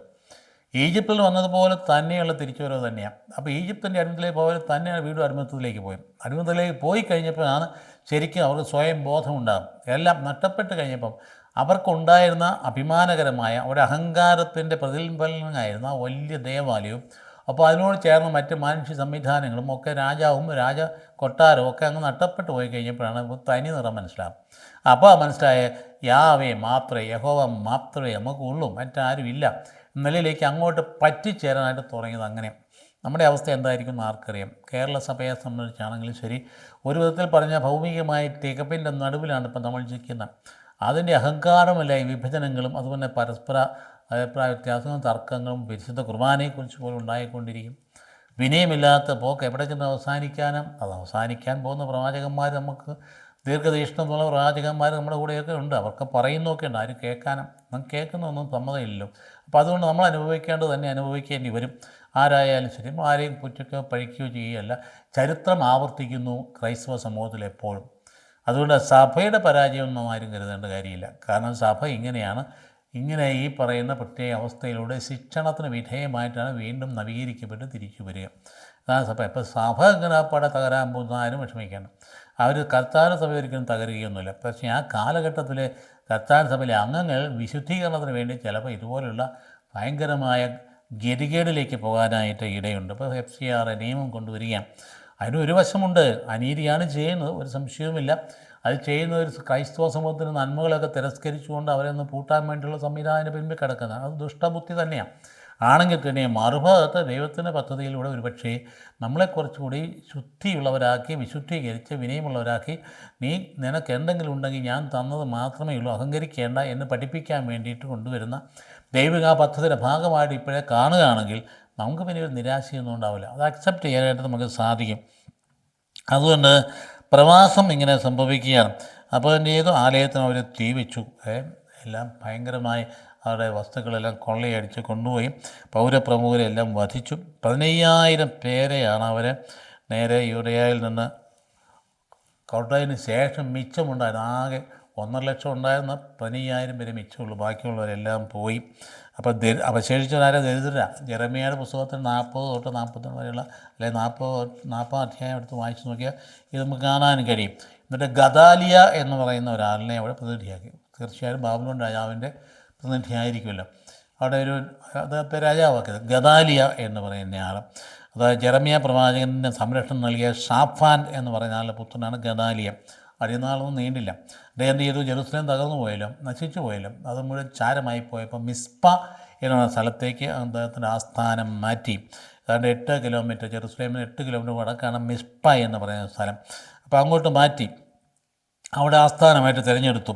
അപ്പോൾ ഇസ്മായേൽ രാജകുടുംബത്തിൻ്റെ നേതൃത്വത്തിൽ മിസ്പായിൽ വന്ന് ഗദാലിയയിൽ മറ്റൊരു വിഭാഗം വന്ന് അദ്ദേഹത്തെ അങ്ങ് വധിച്ചു, ഇല്ലാണ്ടാക്കി. എന്നിട്ട് ഈജിപ്തിലേക്ക് പലായനം ചെയ്തു. അതാണ് അവിടെയുള്ള വിഭാഗം സംഭവിച്ചത്. തന്നെ ആന്തരികമായിട്ട് ഭയങ്കരമായ തകർച്ചയാണ് സംഭവിച്ചുകൊണ്ടിരിക്കുന്നത്. അതായത് ഏറ്റവും വലിയ ശത്രു എന്ന് പറയുന്നത് ഉള്ളിലാണ്, പുറമേ നിന്നല്ല. അല്ലേ കർത്താവ് അന്തഛിദ്രമുള്ള ഭവനം നിലനിൽക്കില്ലെന്ന് കർത്താവ് പറഞ്ഞതിൻ്റെ അർത്ഥം എന്താ? വളരെ വ്യക്തമല്ലേ? അന്തഛിദ്രമുള്ള ഭവനം, അത് പ്രത്യേക കോണ്ടക്സ്റ്റിൽ പറഞ്ഞാണ്. ഊമനും ബദിരനുമായവനെ പിശാച് ബാധയിൽ ഒഴിവാക്കി കഴിഞ്ഞപ്പോൾ ബേൽസബൂലിനെ കൊണ്ടാണ് അവനെ പിശാചൊക്കെ ബഹിഷ്കരിച്ചത് പറഞ്ഞ കർത്താവ് നൽകിയ മറുപടിയാണ്. അന്തഛിദ്രമുള്ള ഭവനം എങ്ങനെ നിലനിൽക്കും? പിശാചിനെ തന്നെ അങ്ങനെ ഇങ്ങനെ എതിരായിട്ട് നിൽക്കുകയാണെങ്കിൽ പിശാചിൻ്റെ ഭവനം നിലനിൽക്കുന്ന അർത്ഥത്തിലാണ് പറഞ്ഞത്. അപ്പോൾ അതുകൊണ്ട് ഇവിടെ അന്തഛിദ്രം എന്ന് പറയുന്നത് എല്ലാ തലങ്ങളിലും എല്ലാ കാലത്തും ഒരുപോലെ പ്രസക്തമാണ്. ഇത് സഭയുടെ കാര്യത്തിൽ അങ്ങനെ തന്നെയാണ്. ആർക്കെങ്കിലും തോന്നണ്ടേ ഞാനൊന്ന് മാറി നിന്ന് ഈ അന്തഛിദ്രത്തിൽ പങ്കെടുക്കുന്നില്ല, സമാധാനം ഇവിടെ നിൽക്കുന്നു എന്ന മനോഭാവം അത് ഉണ്ടായി ആളുകൾ കൂടുതൽ ആളുകൾ ആ മതത്തിൽ വന്നു കഴിഞ്ഞാൽ നേരെ പോകും, കാര്യങ്ങൾ ഭംഗിയായിട്ട് പോകും. തൊള്ളോട് തേരാതെ പോകണം. ചുമ്മാ വെറുതെ മുൻവിധിയോടുകൂടി മറ്റ് ചില വിഭാഗങ്ങളെ അങ്ങോട്ടും ഇങ്ങോട്ടും പരസ്പരം അല്ലെങ്കിൽ പുച്ഛത്തോടെ അല്ലെങ്കിൽ ശത്രുതയോടെ കാണുന്ന രീതിയാണ് അന്തഛിദ്രം എന്ന് പറയും. ഈ അന്തഛിദ്രം കൊണ്ട് ആർക്ക് നേട്ടമുണ്ടാകുന്ന? ഇതിനകത്ത് ഇടപെടുന്നവർക്കും നേട്ടമില്ല, ഇതിന് ഇരയാകുന്നവർക്ക് നേട്ടമില്ല, ആർക്കും നേട്ടമില്ല, സ്വയം തകരുകയാണ്. അതായത് ഒരു കപ്പൽ പോകുന്നതിനിടയ്ക്ക് സ്വയം കുത്തിയിരുന്നുകൊണ്ട് അതിനകത്ത് കിഴുത്ത ഉണ്ടാക്കുന്ന പോലെയാണ് ഈ ഇടപാട്. കപ്പൽ പോകുന്ന സമുദ്രത്തൂടെ നീണ്ടി പോകുക, എന്നിട്ട് അവിടെ കുത്തിയിരുന്നുകൊണ്ട് കിഴുത്ത ഉണ്ടാക്കുക ആരാ? ഈ വ്യക്തികളും. അപ്പോൾ ആ കിഴുത്തയുടെ വെള്ളം കയറി തകർന്ന ആരാ? സ്വയം തകരുക, എല്ലാവരും കൂടെ തകരുക. അപ്പോൾ അതുപോലെ സഭയിൽ അന്തഛിദ്രം ഉണ്ടാകുന്നുണ്ടെങ്കിൽ അതിൽ നിന്ന് പിന്മാറാനായിട്ട് മനുഷ്യൻ തയ്യാറാകേണ്ടതാണ്. ഏത് തരത്തിലുള്ളതായാലും ശരി, നമുക്ക് ഇഷ്ടപ്പെടാത്ത കാര്യം സംഭവിക്കുന്നുവെങ്കിൽ ആയിക്കോട്ടെ, നന്മ വരട്ടെ എന്ന് ഞങ്ങൾ മാറി നിന്നാൽ പോരെ. നമുക്ക് താല്പര്യമില്ലാത്ത രീതിയിലാണ് നടക്കുന്നതെങ്കിൽ ചില ആളുകൾ അങ്ങനെ ചെയ്യുന്നുവെങ്കിൽ ആളുകളെ ഒന്നും പഠിക്കേണ്ടതേ, അവൻ പാഠം പഠിച്ചോളും, നമുക്ക് മാറി നിൽക്കാൻ പാടില്ലേ? നന്മയിലേക്ക് നിന്ന് പ്രാർത്ഥിക്കാൻ പാടില്ലേ? പ്രാർത്ഥനയിലൂടെയല്ലേ സംഭവങ്ങൾ നേരെ പോകുന്നത്? ആ വഴിക്ക് തിരിയാതെ നമ്മൾ ഭയങ്കര മോശമായ ഭാഷയൊക്കെ ഉപയോഗിച്ച് മറ്റുള്ളവർക്ക് അടിച്ചിരുത്തി നമ്മളങ്ങ് മിടുക്കനാകാമെന്ന് വിചാരിച്ചാൽ അത് തെറ്റാം. മറ്റാരെയും തേജോവധം ചെയ്തുകൊണ്ട് ഒരു നന്മയും ഉണ്ടാകാൻ പോകുന്നില്ല. നമ്മുടെ ഇഷ്ടത്തിനെതിരെ പോകാത്തവരെയൊക്കെ കരുതേച്ച് കാണിക്കുന്ന മാനുഷികമായ രീതി ഇന്ന് കൂടുതൽ പ്രബലമാണ്. ഇന്ന് സാമൂഹ്യ തലത്തിൽ വളരെ പ്രബലമാണ്. തമസ്കരിക്കുക മറ്റുള്ളവരെയൊക്കെ. ഇന്ന് സോഷ്യൽ മീഡിയ വന്നു കഴിയുമ്പോൾ വളരെ എളുപ്പമുണ്ട്. കയ്യിലൊരു മൊബൈലുണ്ടെങ്കിൽ ആരെ വേണമെങ്കിലും ചെയ്ത് പറയാം, എന്ത് വേണം പറഞ്ഞു പിടിപ്പിക്കാം, ഏത് സ്ഥാനത്തുള്ളവരും വലിച്ച് താഴെയിടാം. പക്ഷേ അങ്ങനെ ഇടുന്നവരോർക്കണം അവൻ്റെ അന്ത്യം ഭയങ്കര ദുരന്തമായിരിക്കും. ആ വഴിക്ക് പോകുന്നതല്ല നല്ലത്. നേരെ മറിച്ച് സമാധാനം ഉണ്ടാക്കുന്നവരാണ് ദൈവത്തിൻ്റെ മക്കൾ, അവരാണ് ഭാഗ്യവാന്മാർ. ആ വഴികളിൽ പോകുന്ന ചിന്തകൾ വളർത്തിയെടുക്കാൻ നന്നായിട്ടാണ്. ഇപ്പം മിസ്പായിൽ നിന്ന് പോയി ഈ പറയുന്ന ഗദാലിയയെ വധിച്ചു. അപേക്ഷിച്ചവരെ അവശേഷിച്ച ജലം ബലമായിട്ട് പിടിച്ച് കൊണ്ടുപോയി ഈജിപ്തിലേക്ക് കൊണ്ടുപോയി. അപ്പോൾ BC 562 ഈ നെബൂഖദ്നേസർ മരിക്കുകയാണ്. അദ്ദേഹത്തിൻ്റെ മകൻ അമൽ മർദൂക്ക് രാജാവായി. അയാൾ യഹോവയാക്കീനെ മോചിപ്പിച്ച് സ്ഥാനമൊക്കെ നൽകി അദ്ദേഹത്തിന് പുത്രൻ വന്നു കഴിഞ്ഞപ്പം. അപ്പോൾ ആ സമയത്താണ് പേർഷ്യൻ രാജാവ് ഒരുങ്ങിയിരിക്കുന്നവർ. നമുക്കറിയാം, യെശയ്യാ പ്രവാചകൻ വളരെ കൃത്യമായിട്ട് പറഞ്ഞിട്ടുള്ള പേർഷ്യൻ രാജാവ് ദൈവത്തിൻ്റെ കരങ്ങളിൽ ഒരു ഉപകരണമാണ്. അതായത് ഇവരെ പാഠം പഠിപ്പിക്കാൻ, ബാബിലോണിലെ പാഠം പഠിക്കും. കാരണം ബാബിലോണിലേക്ക് കൊണ്ടുപോയി ദൈവത്തിന് ഹിതമായിരുന്നു. പക്ഷേ ഇതുപോലെ പീഡിപ്പിക്കാൻ കർത്താവ് പറഞ്ഞില്ല അവരോട്. ഭയങ്കരമായി പീഡിപ്പിച്ചു ബാബിലോണിൽ ഇട്ടുകൊണ്ട്. സ്വന്തം ജനമാണ്. ആ നിലവിളിയും തമ്പുരാൻ്റെ പക്കലെത്തി. അപ്പോൾ ആ സമയത്ത് സ്വാഭാവികമായിട്ട് ഏതവസ്ഥയിലായാലും ഒരു ചെറിയ വിഭാഗം ദൈവത്തിൻ്റേതായിട്ട് കാണും, എല്ലായിടത്തും കാണും. സഭയിൽ എന്തുമാത്രം തിന്മയുണ്ടെന്നൊക്കെ ആരെല്ലാം എന്ന് ആരോപിച്ചാലും ശരി, അവിടെയെല്ലാം ഒരു ചെറിയ വിഭാഗം പ്രാർത്ഥനയുടെ ദൈവത്തിൻ്റേതായിട്ട് കാണും. അവരായിരിക്കും സഭയെ പിടിച്ച് നിർത്തുക. അല്ലാതെ ഈ ആക്രോശിക്കുന്നവരും വലിയ ഭയങ്കര വിമർശനം നടത്തുന്നവരും ഒന്നുമല്ല സഭയെ പിടിച്ച് നിർത്തുന്നത്. അത് ശാന്തമായി പബ്ലിസിറ്റി കൂടാതെ ഈ ഹൃദയത്തിൽ കർത്താവിനെ പ്രതിഷ്ഠിച്ചുകൊണ്ട് കർത്താവ് സഭയ്ക്ക് വേണ്ടി പ്രാർത്ഥിക്കുന്ന ആളുകളാണ് സഭയെ പിടിച്ച് നിർത്തുക. അപ്പം കർത്താവ് ആക്ട് ചെയ്യും. ഇപ്പോൾ ബാബിലോണിൽ കിടന്ന് ഭയങ്കരമായിട്ട് പീഡിപ്പിക്കപ്പെട്ട തീർച്ചയായിട്ടും ഒരു വിഭാഗം യഹൂദന്മാർ പ്രാർത്ഥനയിൽ യഹോവയെ ആശ്രയിച്ചു. അതിൻ്റെ ഫലമെന്തായി? അതിൻ്റെ ഫലം മറ്റൊരു രാജാവിനെ ഒരുക്കിക്കൊണ്ടുവന്നു. അതാണ് സൈറസ് ചക്രവർത്തി എന്ന് പറയുന്നത്, പേർഷ്യൻ രാജാവ്. ഇന്നത്തെ ഇറാനാണ്. അതായത് ഇന്നത്തെ ഇറാഖാണ് ഇന്നത്തെ ബാബിലോൺ എന്ന് പറയുന്നയാൾ. ഇന്നത്തെ ഇറാനാണ് ഇന്നത്തെ പേർഷ്യ. ആ പേർഷ്യൻ രാജാവ് സൈറസ് ചക്രവർത്തിയെ ഒരുക്കിക്കൊണ്ടുവന്നു. നമുക്ക് കാണാൻ പോലെ യെശയ്യാ ചില 40 ശേഷമുള്ള അധ്യായങ്ങളൊക്കെ അദ്ദേഹത്തിൻ്റെ പേര് വരെ പറയുന്നുണ്ട്. മുൻകൂട്ടി അദ്ദേഹം പേര് പറയും. അദ്ദേഹം ജനിക്കുന്നതിന് മുമ്പ് തന്നെയാണ് പ്രവചനം, അതിന് മുമ്പ് തന്നെ പറയാം. അപ്പോൾ അതുകൊണ്ട് പേര് വരെ പറയും. അതാണ് സൈറസ് ചക്രവർത്തി കടന്നു പോകുന്നത്. BC 562 ഈ ഇവിടുത്തെ രാജാവ് മരിക്കുകയാണ്. അപ്പോൾ മകൻ ഇങ്ങനെ കടന്നു വന്നു. പേർഷ്യൻ രാജാവായ സൈറസ് BC 551 തൊട്ട് 530 വരെയാണ്.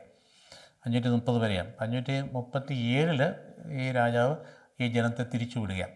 പേർഷ്യൻ രാജാവ് വന്നിട്ടുണ്ട് ചെയ്ത് അദ്ദേഹം ബാബിലോൺ രാജാവിനെ കീഴടക്കി. ബാബിലോൺ ഒരു ചക്രവർത്തിയായിരുന്നു. ഭയങ്കര അത് രാജകൊട്ടാരത്തൊക്കെ ഒരു വർണ്ണം നമ്മൾ കാണണം. ഭയങ്കര അങ്ങനെയുള്ള ഒരു രാജാവിനെ അദ്ദേഹം കീഴടക്കി. അദ്ദേഹം രാജകൊട്ടാരത്തുള്ള വിവരണം നോക്കിക്കഴിഞ്ഞാൽ നമുക്ക് അത്ഭുതപ്പെട്ടു പോകും. ആർക്കും കടന്നു ചെല്ലാൻ പറ്റാത്ത രീതിയിലാണ് എല്ലാ സംവിധാനം ചെയ്തത്. പക്ഷേ അവനെ കീഴടക്കി കഴിഞ്ഞാൽ ഈ രാജാവ് കുറേ കൂടി സൗമ്യനസ്യമുള്ള ദൈവത്തിൻ്റെ കരങ്ങളിലെ ഒരു ഉപകരണമായിരുന്നല്ലോ. സൈറസിൻ്റെ പുത്രനാണെന്ന് വരെ പറഞ്ഞിട്ടുണ്ട് ദൈവം, അങ്ങനെ പറഞ്ഞിട്ടുണ്ട്. വിജാതീയനാണെങ്കിൽ ഇപ്പോൾ വിജാതീയരെ ദൈവത്തിന് നമുക്ക് രക്ഷയ്ക്കായിട്ട് ഉപയോഗിക്കാനും കൂടി മനസ്സിലാക്കണം. നമ്മുടെ കർത്താവിൻ്റെ രക്ഷയെന്ന് പറയുന്നത് നമുക്ക് വേണ്ടി മാത്രമുള്ളതല്ല, ലോകത്തിൻ്റെ സർവ്വജനങ്ങൾക്കും വേണ്ടിയിട്ടുള്ള.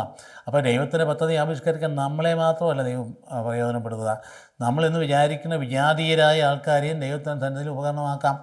ആണ് സൈറസ് ചക്രവർത്തി. നമ്മൾ വിചാരിക്കും നമുക്കൊരു പക്ഷേ ഒരു രക്ഷ പ്രദാനം ചെയ്യുന്നത് നമ്മൾ ആഗ്രഹിക്കുന്ന, അല്ലെങ്കിൽ നമ്മുടെ കൂടെയുള്ള എന്തെങ്കിലും രാജാവോ അല്ലെങ്കിൽ കൂടെയുള്ള ഒരു അധികാരിയോ അല്ലെങ്കിൽ നിങ്ങൾക്ക് ഒരു ഹിന്ദുവിനെ അല്ലെങ്കിൽ മുസൽമാനെയാണ് ദൈവം ഉപയോഗിക്കാൻ സാധ്യതയുണ്ട്. ദൈവത്തിന് അങ്ങനെ ചെയ്യാൻ പറ്റും. അത് ദൈവത്തെ എല്ലാവരും അവിടുത്തെ മക്കളാണ്, ഏത് വിഭാഗത്തിൽപ്പെട്ടതായാലും ശരി. അപ്പോൾ ഇങ്ങേര് വിജാതീയനാണ്, യഹൂദ വംശത്തിൽപ്പെട്ട ആളല്ല, പേർഷ്യൻ വിഭാഗത്തിൽപ്പെട്ട ആളാണ്, ഇറാനിലെ ആളാണ്.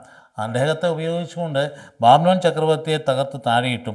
അപ്പോൾ അങ്ങനെയാണ് സൈറസ് ചക്രവർത്തി എന്ന് പറഞ്ഞാൽ രക്ഷാചരിത്രത്തിൽ ഉയർന്നു വരുന്നത്. അപ്പോൾ അദ്ദേഹം ചെയ്തു, ഈ ജനത്തെ മുഴുവൻ അവിടുന്ന് മോചിപ്പിച്ചിട്ട് പറഞ്ഞവരുണ്ട്, നിങ്ങൾ പൊക്കോളാൻ പറയും. നിങ്ങൾ പൊക്കോ, നിങ്ങൾ അവിടെ ജെറുസലേമിൽ ചെന്ന് കഴിഞ്ഞ് അവരുടെ ദേവാലയം. നമുക്ക് നെഹമ്യായുടെയൊക്കെ പ്രവചനം വായിക്കുമ്പോൾ ഈ ചരിത്രം അറിയാമെങ്കിൽ നമ്മുടെ കണ്ണുനീര് വരും നമ്മുടെ കണ്ണിലൂടെ. നെഹമ്യ പ്രവാചകൻ തൻ്റെ ജെറുസലേം ദേവാലയത്തിൻ്റെ മതിലിനെ ഓർത്ത് കരയുന്നതാണ് ആദ്യ ഭാഗം കാണും. അദ്ദേഹം ഓർത്ത് കരയുക, ജെറുസലേമിനെ ഓർത്ത്. എന്നിട്ട് അദ്ദേഹം എന്ത് ചെയ്തു, ശക്തി ആർജിച്ചും എൻ്റെ പട്ടണം, ദേവാലയം, ദൈവത്തിൻ്റെ ആലയം അത് മുഴുവൻ തകർത്ത് കളഞ്ഞില്ല. പിന്നെ അവിടെ പോയി അദ്ദേഹം വളരെ കൃത്യമായിട്ട് എസ്രാ നെഹമ്യ എന്ന് പറഞ്ഞ് രണ്ടുപേരും നേതൃത്വത്തിൽ സെറുബാബേലിനോട് ചേർന്ന്, ഭരണാധികാരിയോട് ചേർന്ന് മുഴുവൻ പടുത്തുയർത്തുമ്പോൾ കാണാം. രണ്ടാമത്തെ ദേവാലയം ഉണ്ടാകുന്നത് അങ്ങനെയാണ്.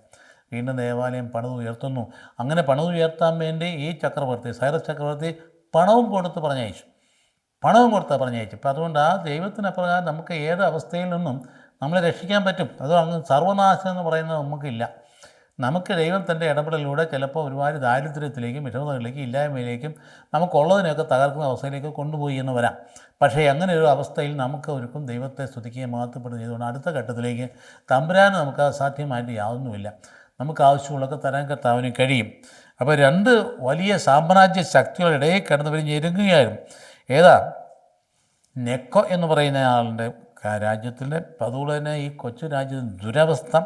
അപ്പോൾ രാജവാഴ്ചയുടെ അവസാനം കർത്താവിൽ മാത്രം ആശ്രയിക്കാൻ പ്രേരിപ്പിച്ചു പ്രവാസം. അതായിരുന്നു എൻ്റെ നന്മ. രാജാക്കന്മാരിൽ ആശ്രയിക്കുന്ന പകരം കർത്താവിൽ ആശ്രയിക്കാൻ ഈ ദുരന്തം വരെ പ്രേരിപ്പിച്ചു. വ്യാജപ്രവാചകന്മാരെ വിശ്വസിച്ചതിൽ അവർക്ക് വിഷമമുണ്ടായി. യെരമ്യ അതുകൊണ്ട് ഈ പേടക എവിടെയാണ്? അതിനെ ഉള്ള വലിയ വിഷമം പിടിച്ച കാര്യമായിപ്പോയി. പ്രവാചകൻ എവിടെ പോയി? യെരമ്യാവൊന്നും അവരുടെ കൂടെ പോയി ഒന്നുമില്ല. അദ്ദേഹം എന്ത് ചെയ്തു? ഈ പേടകം എന്ന് പറയുന്ന ദൈവസ്ഥാനത്ത് അടയാളമായിരുന്നു. അത് ദേവാലയം തകർത്ത് കഴിഞ്ഞപ്പോൾ എന്ത് സംഭവിച്ചെന്ന് ചോദ്യമുണ്ടായി. അതിനകത്ത് ചില ഭാഗങ്ങൾ പറയുന്ന ഇതാണ്, ഈ പറയുന്ന പ്രവാചകൻ, യെരമ്യാ പ്രവാചകൻ അത് പേടകം എടുത്തുകൊണ്ട് ഒരു മലയിൽ ഒരു ഗുഹയിൽ കൊണ്ട് ഒളിപ്പിച്ചു എന്നാണ് പറയും. ഒരിക്കലും തിരിച്ചെടുക്കാൻ പറ്റാത്ത രീതിയിൽ. എന്തായാലും അങ്ങനെയായാലും ശരി, ഇവിടെ എല്ലാം അവരുടെ പുരോഹിതന്മാരെല്ലാം വധിക്കപ്പെട്ട് അപ്പം നേരെ അതോടുകൂടി തീർന്നു എന്ന് ആരെങ്കിലും വിചാരിച്ചാൽ അത് തെറ്റാണ്. അത് തീർന്നതല്ല, അത് മറ്റൊരു ആരംഭമായിരുന്നു. ഒരു അഹങ്കാരം കെട്ടി തിരിച്ചടിയിലൂടെ മറ്റൊരു ആരംഭമായിരുന്നു. അതായത് ഒരു തിരിച്ചു വരവിൻ്റെ ആരംഭം, യഥാർത്ഥ പ്രബോധനം അപ്പോൾ അവർക്ക് ലഭ്യമായി. യഥാർത്ഥത്തിൽ അവരാരാണ് എന്നതിനെക്കുറിച്ച് ചിന്തിക്കാനിടയായി. അപ്പം നഷ്ടപ്പെട്ടതെല്ലാം അവർക്ക് മനസ്സിലായി. മാനുഷ്യമായിട്ടുള്ളത് മാത്രമേ നഷ്ടപ്പെട്ടിട്ടുള്ളൂ. സംവിധാനങ്ങൾ ദൈവത്തിൻ്റെ പ്രേരണയിലായാലും അനുഗ്രഹത്താലും നഷ്ടപ്പെട്ട് പടുത്തുയർത്തിയത് മാത്രം, ജെറുസലേം ദേവാലയം കൊട്ടാരം ഇതുപോലുള്ള കാര്യങ്ങൾക്ക് മാത്രമേ നഷ്ടപ്പെട്ടുള്ളൂ. അത് മാനുഷികമായ കാര്യങ്ങളാണ്. പക്ഷേ അവർ ദൈവജനം എന്ന അവസ്ഥ നഷ്ടപ്പെട്ടിട്ടില്ല. അതാണ് ഏറ്റവും വലിയ അഭിമാനം എന്ന് പറയുന്നത്. അപ്പോൾ ആ ദൈവം നമ്മളെ സംരക്ഷിക്കും. അപ്പോൾ അതുകൊണ്ട് ദൈവജനമാരിൽ തുടരുന്നു എന്നുള്ളതാണ്. ഉടമ്പടി ലംഘനത്തിൻ്റെ അനിവാര്യമായ ഫലമാണ് ശിക്ഷയെന്ന് അവർക്ക് മനസ്സിലായി. ഉടമ്പടി ലംഘനത്തിന് അനിവാര്യമായ ഫലം നമുക്കത് എണ്ണി ചിന്തയുണ്ടാകും. നമ്മുടെ അഹങ്കാരം കർത്താവങ്ങൾ വെച്ച് പുറപ്പിക്കും നമുക്കറിയാൻ പാടില്ല. എല്ലാവരും ഉൾപ്പെടെ പറഞ്ഞാൽ എല്ലാവരും ഉൾപ്പെടെ നമ്മളെന്തോ വിനയപൂർവ്വം നമ്മൾ ഒന്നിച്ച് നിൽക്കേണ്ടതാണ്. പ്രത്യേകിച്ച് ഇങ്ങനെയുള്ള ഒരു രാജ്യത്ത് വൈവിധ്യങ്ങളുടെ നടുവിൽ ഒരു വിശ്വാസം പുലരാൻ പ്രകാശമാനമായി നിൽക്കേണ്ട, കർത്താവിൻ്റെ പ്രകാശം ലോകം മുഴുവൻ ചൊരിയേണ്ടിടത്താണ് ഇവിടെ നമ്മൾ വലിയ തനിക്ക് താൻ പോരുമയോടെ വലിയ വിധിവാചം ഉച്ചയിച്ചുകൊണ്ട് മറ്റുള്ളവർക്ക് അടിച്ചു കെട്ടി നേരെ അങ്ങോട്ട് വലിയ വിധി എന്താ ചെയ്യുന്നത്? ആ വിധത്തിൽ നമ്മുടെ പോക്കെന്ന് പറയുന്നത് അത് അവസാനം ശിക്ഷയ്ക്ക് വിധേയമാകുമെന്നുള്ളത് നമ്മൾ പഠിക്കണം. അപ്പോൾ അതനുസരിച്ച് നമ്മുടെ ജീവിതത്തെ വിനയത്തിലേക്കും താഴ്മയിലേക്കും കൊണ്ടുവരാൻ നമുക്ക് കഴിഞ്ഞാൽ അത് നന്മയായിരിക്കും. അപ്പോൾ അഹങ്കാരത്തോടു കൂടി എല്ലാവരും ആരെയും മുൻകൂട്ടി വിധിക്കേണ്ട കാര്യമില്ല, ആരെയും തെറ്റുകാരെന്നും പറയേണ്ട കാര്യമില്ല. ഏതെങ്കിലും തരത്തിൽ തെറ്റുകാരാണെങ്കിൽ അതിന് ശിക്ഷയുണ്ടാകും. ദൈവത്തിൻ്റെ കാര്യമാണ്. ദൈവം ശാസിക്കട്ടെ, ദൈവം നിന്നെ ശാസിക്കട്ടെ എന്നാണ് ഒരിക്കൽ മാലാഖ പറഞ്ഞില്ല. എന്താ മാലാഖ പറഞ്ഞേ? മോശയുടെ ശരീരം ഞങ്ങൾക്ക് വേണം, കാരണം അദ്ദേഹം കൊലപാതകം ചെയ്തയാളാന്ന് പറഞ്ഞ് പിശാച് പറഞ്ഞപ്പോൾ എന്താ മാലാഖ പറഞ്ഞേ? ദൈവം നിന്നെ ശാസിക്കട്ടെ എന്ന് പറയും. അപ്പോൾ അങ്ങനെ ഒരാളെ ദൈവം ശാസിക്കട്ടെ, നമ്മളങ്ങോട്ട് ശാസിക്കാൻ പോകണ്ട. അപ്പോൾ അതുകൊണ്ട് നമ്മെ സംബന്ധിച്ച് ദൈവഹിതത്തിന് വിധേയമായി നമ്മുടെ ജീവിതം മുമ്പോട്ട് കൊണ്ടുപോകാൻ അഹങ്കാരം വെടിഞ്ഞ് ഒരു ബോധ്യത്തിലേക്ക് വന്നാൽ നമ്മുടെ ജീവിതത്തിലെ രക്ഷയുണ്ടാകും. അഹങ്കാരമാണ് സർവ്വ ചിതറിക്കപ്പെടലിനും കാരണമായത്. ചിതറിക്കപ്പെട്ടില്ല അതോടുകൂടി ഈ യഹൂദന്മാർ ചിതറിക്കപ്പെട്ടു. ആ ചിതറിക്കപ്പെടാൻ നോക്കിയാൽ ലോകത്തിലെ ഏറ്റവും കൂടുതൽ പീഡിപ്പിക്കപ്പെട്ട ജനം അവരല്ലേ, ഭയങ്കരമായിട്ട് പീഡിപ്പിക്കപ്പെട്ട അവരല്ലേ. നമ്മൾ ആലോചിച്ച് നോക്കിയേ, ഏതെല്ലാം തരത്തിൽ പീഡിപ്പിക്കുക. ലോകത്തിന് വിവിധ ഭാഗങ്ങളിലേക്ക് ദേശമേത് ലോക ജനതകളെ ഏറ്റവും ബുദ്ധിമാന്മാരവരെ എവിടെ വിട്ടാലും 4 കാലം നിൽക്കും. അവർ പീഡിപ്പിക്കപ്പെട്ട ലോക രാജ്യങ്ങൾ വിടും. പീഡിപ്പിക്കപ്പെടാത്ത 2 രാജ്യങ്ങൾ കേട്ടോ, യഹൂദൻ പീഡിപ്പിക്കപ്പെട്ട 2 രാജ്യങ്ങൾ. ഒന്ന് നമ്മുടെ രാജ്യമാണ് കേരളം, മറ്റൊന്ന് അമേരിക്കയാണ്. ബാക്കിയുള്ളവർക്ക് എല്ലാം പീഡിപ്പിക്കപ്പെടുക. 60 ലക്ഷം പേരെയാണ് ഹിറ്റ്ലർ കൊന്നെടുക്കുക എന്ന് പറഞ്ഞത്. 110 പേരെ കൊന്നെങ്കിൽ 60 ലക്ഷം പേര് യഹൂദന്മാരായി. അതുപോലെ സർവ്വതലത്തും പീഡിപ്പിക്കപ്പെടുകയാണ്. ഇപ്പോൾ ഇന്ന് നമ്മളെയും പീഡിപ്പിക്കുന്നില്ലേ? നൈജീരിയയിൽ കൊന്നൊടുക്കിക്കൊണ്ടിരിക്കുകയാണ്. 45% ക്രിസ്ത്യാനികളുടെ രാജ്യമാണ് നൈജീരിയ. എന്നിട്ട് അവരെന്താ തൂക്കം കൊണ്ട് മറ്റുള്ളവർ നമ്മളെ ഉപദ്രവിച്ചുകൊണ്ടിരിക്കുക. ലോകത്ത് പല ഭാഗങ്ങളിലും തന്നെയാണ്. നോർത്ത് കൊറിയ ഇങ്ങനെ തന്നെയാണ്. എല്ലാ സ്ഥലങ്ങളിലും അവിടെ എങ്ങാനും കർത്താവിൻ്റെ പേര് പറഞ്ഞാൽ അവൻ്റെ കഴുത്ത് കിട്ടും. അങ്ങനെ സാഹചര്യം എങ്കിൽ സംഭവിക്കുന്ന എന്താണ്? അവിടെ എല്ലാം അത്ഭുതകരമായ ദർശനം നൽകിക്കൊണ്ട് കർത്താവ് തൻ്റെ മക്കളെ വിളിക്കുന്നത് കാണുന്നില്ലേ? ദർശനം നൽകിക്കൊണ്ട് വിളിക്കുന്ന സംഭവങ്ങൾ നമ്മൾ റിപ്പോർട്ട് ചെയ്യപ്പെടുന്ന കേൾക്കുന്നുണ്ട്. അപ്പോൾ അതുകൊണ്ട് ഇങ്ങനെയുള്ള സാഹചര്യങ്ങളിൽ ഈ ജനം ഭയങ്കരമായി പീഡിപ്പിക്കപ്പെട്ടു. എത്ര കാലം പീഡിപ്പിക്കപ്പെട്ടു. എന്ത് ആ കാലഘട്ടം തന്നെയല്ലോ അങ്ങ് ചിതറിക്കപ്പെട്ടത് കൊണ്ടാണ് ഇവർ ലോകത്തിന് എല്ലാ ഭാഗങ്ങളും എത്തുകയും സുവിശേഷം പെട്ടെന്ന് ലോകം മുഴുവൻ ചെല്ലാൻ ഇടയാകുകയും ചെയ്ത്. അതുകൊണ്ടാണ് യഹൂദൻ ഇവിടെ ഉണ്ടായിരുന്നുകൊണ്ട് തോമാസ്ലീഹ വന്നത്. അതുപോലെ ഇവർ ലോകം മുഴുവൻ ഉള്ളതുകൊണ്ടാണ് സുവിശേഷം പെട്ടെന്ന് എത്താൻ ഇടയായത്. അതിൻ്റെ കാര്യം നമുക്ക് തന്നെ അറിയാവുന്നതല്ലേ. അപ്പോൾ ആ ജനത്തിന് ഐഡൻറ്റിറ്റി ഉണ്ട്. ആ ഐഡൻറ്റിറ്റി ഇന്നും അവർ കീപ്പ് ചെയ്യുന്നുണ്ട്. കാര്യം അവിടെ വീട്ടിൽ എന്തെല്ലാം വീഴ്ചകളുണ്ടായാലും കർത്താവിനെ കുരിശിൽ തറഞ്ഞു തന്നാലും ഒക്കെ ശരിയാണ്. അവരുടെ മേൽ അവർ തന്നെ പറഞ്ഞു, ഈ രക്തം ഞങ്ങളുടെ മേലും ഞങ്ങളുടെ മക്കളുടെ മേലും വീഴട്ടെ എന്ന് പറഞ്ഞു. അത് പീലാത്തോസിനോട് പറഞ്ഞതാണ്. പീലാത്തോ എനിക്ക് ഈ രക്തത്തിൽ പങ്കില്ല എന്ന് പറയുമ്പോൾ അവർ ഞങ്ങളുടെ മേൽ ഞങ്ങളുടെ മക്കളുടെ വീണതിൻ്റെ 2000 വർഷക്കാലം ഇങ്ങനെ ഇടയായത്. പക്ഷേ ഇസ്രായേലിനെ ദൈവം തിരിച്ചു വിളിക്കുമെന്നുള്ള പ്രവചനമാണ്. ദൈവത്തിൻ്റെ ജനമാണ് തിരിച്ചു വിളിച്ചത് ഇപ്പം കണ്ടുകൊണ്ടിരിക്കുന്നത്. അവരെ എന്തോ ഒരു വിസ്മയമായിട്ട് നിൽക്കുന്നത് ലോകത്തിൽ. ഇസ്രായേൽ എന്ന് പറഞ്ഞാൽ വലിയൊരു വിസ്മയം. ആ ചെറു രാജ്യം, വളരെ ചെറിയ രാജ്യം, 130 മൈൽ നീളമുള്ള ആകെ ചെറു രാജ്യത്തിന് മുമ്പ് മുട്ടുകൂട്ടിയിരിക്കുന്നുണ്ടല്ലോ വൻകിട രാഷ്ട്രങ്ങൾ. ഇത് ദൈവത്തിൻ്റെ പദ്ധതിയാണ്. ലോകം കണ്ടുള്ള ശാസ്ത്രജ്ഞന്മാരിൽ 69% അവരല്ലേ. ഇത് മുഴുവൻ കണ്ടെത്തിയിട്ടുള്ള ആരാണ്? ഏറ്റവും വലിയ ശാസ്ത്രജ്ഞന്മാർ കവലിപ്പെട്ടതല്ലേ. ഐൻസ്റ്റൈനും അതുപോലെ ഫ്രോയിഡും അതുപോലെ എത്രയോ ആൾക്കാർ എന്തെല്ലാം തരത്തിൽ വലിയ ഭയങ്കരമായ ലോകത്തിന് വലിയ കോൺട്രിബ്യൂഷൻ നടത്തിയ വലിയ ആൾക്കാരെ, ലൂയിസ് പാസ്റ്ററും അങ്ങനെ എത്ര പേര് പേര് പറയാനുണ്ട്. അവരെല്ലാം വന്നു ഭവിച്ചിരിക്കുന്ന ഈ ഒരു വിഭാഗത്തിൽ നിന്നാണ്. അതുപോലെ നോബൽ പ്രൈസ് കിട്ടിയ ആരാണ്? ഏറ്റവും കൂടുതൽ ഏറ്റവും 70% നോബൽ പ്രൈസ് മേടിച്ച യഹൂദന്മാർ. അപ്പോൾ അതുകൊണ്ട് ഇന്ന് ലോകത്തിൽ ഏറ്റവും ആയുധങ്ങൾ മുഴുവൻ ഉണ്ടാക്കുന്നതും വിൽക്കുന്നതൊക്കെ അവർ തന്നെയാണ്. അവരെയാണ് ആശ്രയിക്കുന്നത്. ലോകരാജ്യങ്ങൾ പോലും ആശ്രയിക്കുന്നത് അവർ തന്നെയാണ്. പോട്ടെ, അത് നമുക്ക് മറ്റു കാര്യം നമുക്കറിയാവുന്നതാണ്. അതൊരു വിസ്മയമായിട്ട് നിൽക്കുന്നു എന്ന് പറയുമ്പം അതിൻ്റെ പിന്നിൽ ഒരു കരമുണ്ട് എന്ന കാര്യം നമ്മൾ തിരിച്ചറിയാൻ കഴിയണം. അതിൻ്റെ പിന്നിലൊരു കരമുണ്ട്. അവർ ഒരുപാട് പീഡിപ്പിക്കപ്പെട്ടു. ലോകം മുഴുവൻ നടന്ന് പീഡിപ്പിക്കണം. ചരിത്രം നമുക്കറിയാമല്ലോ. അവർ ഭയങ്കരമായി പീഡിപ്പിക്കപ്പെട്ടപ്പോൾ 1-ാം ലോകം എത്താൻ കഴിഞ്ഞപ്പോഴത്തേക്കും അവരെ സഹായിക്കേണ്ട ഇവരെ സഹായമില്ല മുമ്പോട്ട് പോകുന്ന ബ്രിട്ടന് മനസ്സിലായി. ബ്രിട്ടൻ പറഞ്ഞു നമ്മുടെ മരുന്നെല്ലാം തീർന്നുപോയി, എല്ലാം വെടിമരുന്ന് തീർന്നു, എന്നാ ചെയ്യണമെന്ന് പറഞ്ഞപ്പോൾ ഇവർ പറഞ്ഞെന്താ ചെയ്ത്, ശരി ഞങ്ങൾ സഹായിക്കാം. അവർ ബുദ്ധി ഉപയോഗിച്ചുകൊണ്ട് അതിനുള്ള സംവിധാനം ഉണ്ടാക്കിക്കൊടുത്ത് ഒരു കണ്ടീഷൻ വെച്ചു, ഞങ്ങൾക്ക് സ്വന്തമായി ഒരു രാജ്യം വേണം, ഞങ്ങളുടെ പിതാക്കന്മാരുടെ രാജ്യം ഇങ്ങോട്ട് തരണം. വാഗ്ദത്ത നാട് ഞാൻ തരണമെന്നല്ല, അത് ആരുടെയോ ഔദാര്യമൊന്നുമല്ല. ഞങ്ങൾ കാശ് കൊടുത്തോളാവുന്നേ, ഞങ്ങൾ പണം കൊടുത്തോളാം, അത് മരുഭൂമിയായിട്ട് കിടക്കുക, പണം തന്നോളാം, അതുകൊണ്ട് നന്നാക്കണം. അപ്പോൾ എന്നാ ചെയ്തു, അവർ വാക്ക് പറഞ്ഞ് സമാധാന അവസരത്തിൽ വന്നപ്പോഴൊന്നും വാക്ക് പാലിച്ചില്ല. അങ്ങനെ അത് വല്ലാത്തൊരു സാഹചര്യം വന്നില്ലേ. എന്താ സാഹചര്യം വന്നത്? ഈ ജെറുസലേം മറ്റുള്ള ശക്തികളും സ്വതന്ത്രമാക്കാൻ വേണ്ടി ബ്രിട്ടൻ ചെയ്ത് അങ്ങോട്ടൊരു കേണലിനെ അയച്ചു. അല്ലൻബി എന്ന് പറയുന്നൊക്കെയാണ്, കല്ലൻബി എന്ന് പറയും. ഇപ്പോൾ അവിടെയുള്ള ഒരു പാലത്തിന് അല്ലൻബി പാലം എന്ന് വരെ പേരുണ്ട്. അല്ലൻബി എന്ന് പറഞ്ഞാൽ അത് നല്ല മനുഷ്യൻ, നല്ല വിശുദ്ധനായ ഒരു മനുഷ്യനായിരുന്നു. അത് അവിടെ ചെന്ന് കഴിയുമ്പോൾ അദ്ദേഹം കൊല്ലാൻ മനസ്സില്ല, ഇവരെല്ലാം കൊന്നൊടുക്കണ്ടേ. അത് അവിടെ ചെന്ന് കഴിഞ്ഞ് ആലോചിച്ച് ഇത് അവർ അവിടെ കൊല്ലാനായിട്ട് മനസ്സില്ല. പക്ഷേ അവിടെ പട്ടാള സൈന്യം ചെന്ന് കഴിഞ്ഞപ്പോൾ അതിന് മുമ്പ് ഹുസൈൻ രാജാവിനോട് ആവശ്യപ്പെട്ടാൽ ഞങ്ങൾക്ക് കുറച്ച് സ്ഥലം തരണം കേട്ടോ, കാശ് തരാമെന്ന് പറയാം. അവർ പറഞ്ഞു ആ തരാം. അതായത് ഗലീല തടാകത്തിലെ വെള്ളം ഈ മലയ്ക്ക് മുകളിൽ ഉലുമല മുകളിൽ വരുന്ന കാലത്ത് നിന്ന് തരാമെന്ന് പറഞ്ഞു. എന്തിനാ നടക്കുന്ന കാര്യമില്ലെന്ന് മനസ്സിലായി.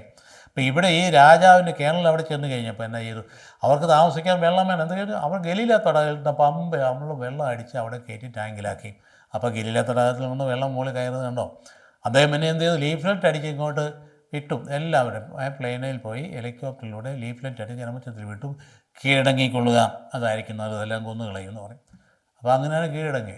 അങ്ങനെ കീഴടങ്ങി കഴിഞ്ഞിട്ടാണ് ഇവർക്ക് ഈ സ്ഥലം കിട്ടുമ്പോൾ വെറും മരുഭൂമിയാണ്. ഇസ്രായേലിൻ്റെ കയ്യിൽ ഈ സ്ഥലം കിട്ടുമ്പം വെറും മരുഭൂമിയാണ്, ഇവിടെ വേറെ ഒന്നുമില്ല. ആ മരുഭൂമിയാണ് ഇന്ന് വിളനിലമാക്കി മാറ്റിയിരിക്കും. ഇന്ന് ശാസ്ത്രീയമായ കൃഷി പഠിക്കാൻ പോകുന്ന ഇസ്രായേലിലേക്കാണ്. അല്ലെങ്കിൽ അത്ഭുതം, ഇസ്രായേൽ വിസ്മയമാണെന്ന് പറയുന്നത് എന്താ അത്ഭുതമായിരിക്കുന്നത്. ആ മരുഭൂമി അവർ വെറുതെ അങ്ങോട്ട് മേടിച്ചില്ല. അവർ സ്വന്തം നാടാണെങ്കിൽ പോലും ഓരോ മണ്ണിനും ഓരോ സെൻറ്റ് ഭൂമിക്കും കാശ് കൊടുത്ത് മേടിച്ചതാണ്, പണം കൊടുത്താണ് മേടിച്ചത്. അവിടെ ഒരുപാട് ഒരു വിറ്റുകൊണ്ടിരുന്നു, വിൽക്കാൻ കാര്യം അവിടെ ഒന്നുമില്ല, മരുഭൂമിയാണ്. അവിടെ കിട്ടിയ കാശെന്ന് പറയാം, ഏത് കാശ് ചോദിച്ചാൽ അവർ കൊടുക്കും. അങ്ങനെ കാശ് കൊടുത്ത് മേടിച്ചതാണ് ഈ സ്ഥലം. അവർക്ക് രാജ്യം കിട്ടിക്കഴിഞ്ഞപ്പോഴേ മറ്റുള്ളവരെല്ലാം ശത്രുക്കളായി. ഇവിടുന്ന് പറപ്പിക്കണം.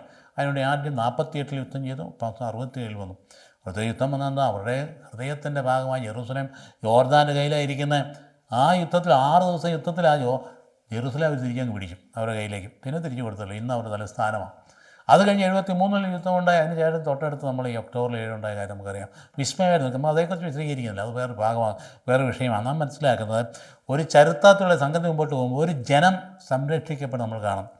രാജാക്കന്മാർ അധപ്പതിച്ചു, നേതാക്കന്മാർ അധപ്പതിച്ചു ഒക്കെ പോയെങ്കിൽ പോലും ഒരു ജനം അവിടെ സംരക്ഷണയിൽ പോകുന്നു. ഇസ്രായേൽ ഞാൻ തിരിച്ചു വിളിക്കും എന്ന് കർത്താവ് പറഞ്ഞത് അപ്രകാരം തന്നെ സംഭവിച്ചുകൊണ്ടിരിക്കുമ്പോൾ കണ്ടുകൊണ്ടാണ്. അപ്പോൾ വഴിതെറ്റിച്ചതാരാണ്? രാജാക്കന്മാരും പുരോഹിതരും പ്രബോധകരും, വ്യാജ പ്രവാചകം. ഇന്നും അങ്ങനെ തന്നെയാണ്. ജനത്തെ വഴിതെറ്റിക്കുന്നത് ഞങ്ങളൊക്കെ തന്നെയാണ്, വേറെ ആരുമല്ല. വൈദിക സമൂഹവും മെത്രാൻ സമൂഹവും തന്നെയാണ് വഴിതെറ്റിക്കുന്നത്. ആരോട് ഞാൻ പറഞ്ഞു, ഞാനിങ്ങനെ പറഞ്ഞെന്ന്. ഇതാണ് ചരിത്രം, ഒരു സംശയമില്ല. അന്ന് വഴിതെറ്റിച്ചത് മുഴുവൻ ഇങ്ങനെ തന്നെയാണ്. പുരോഹിത പ്രമാണികൾ വ്യാജ പ്രബോധകരാണ് വഴിതെറ്റിച്ചതെങ്കിൽ ഇന്നും അതിനെ സംഭവിച്ചുകൊണ്ടിരിക്കും. അത് മാറ്റം ഉണ്ടാകാൻ വേണ്ടി പ്രാർത്ഥിക്കുക എന്നുള്ള മറ്റൊന്നും ചെയ്യാനില്ല. അതുകൊണ്ട് ദൗത്യം മറന്നുപോയാൽ അതൊരു വലിയ പ്രശ്നമായി തരും. അപ്പം ശിക്ഷ എന്തിനാ? മാനസാന്തരത്തിന് വേണ്ടിയിട്ടാണ്. മാനസാന്തരപ്പെടാൻ നമുക്ക് തയ്യാറാണ്. നമ്മൾ നിരാശപ്പെടാനുള്ള അനുതാപത്തോടെ കർത്താവിലേക്ക് തിരിയാനുള്ളവരാണ്. അതുകൊണ്ട് അനുതാപത്തോടെ കർത്താവ് ഇപ്പോൾ തിരിച്ച് നമ്മളെ വിളിക്കും, തിരിച്ച് നമ്മളെ കൊണ്ടുവരും. അത് മറ്റ് ജനതകൾക്ക് അത് വലിയ ഭയങ്കരമായ പാഠമായിട്ട് തീരും. കർത്താവിലേക്ക് വന്നത് കണ്ട് ഒരു യശയാപ്രായം പറഞ്ഞില്ലേ, കർത്താവിന് ഗിരിസംഘം എല്ലാ ഗിരിസംഘങ്ങൾക്കും മേൽ ഉയർന്നു നിൽക്കും. അപ്പോൾ ജനതകൾ പറയും നമുക്ക് യാക്കോബിൻ ദൈവത്തിൻ്റെ പക്കലേക്ക് പോകാം എന്ന് പറയും. അങ്ങനൊരു കാലഘട്ടം വരും.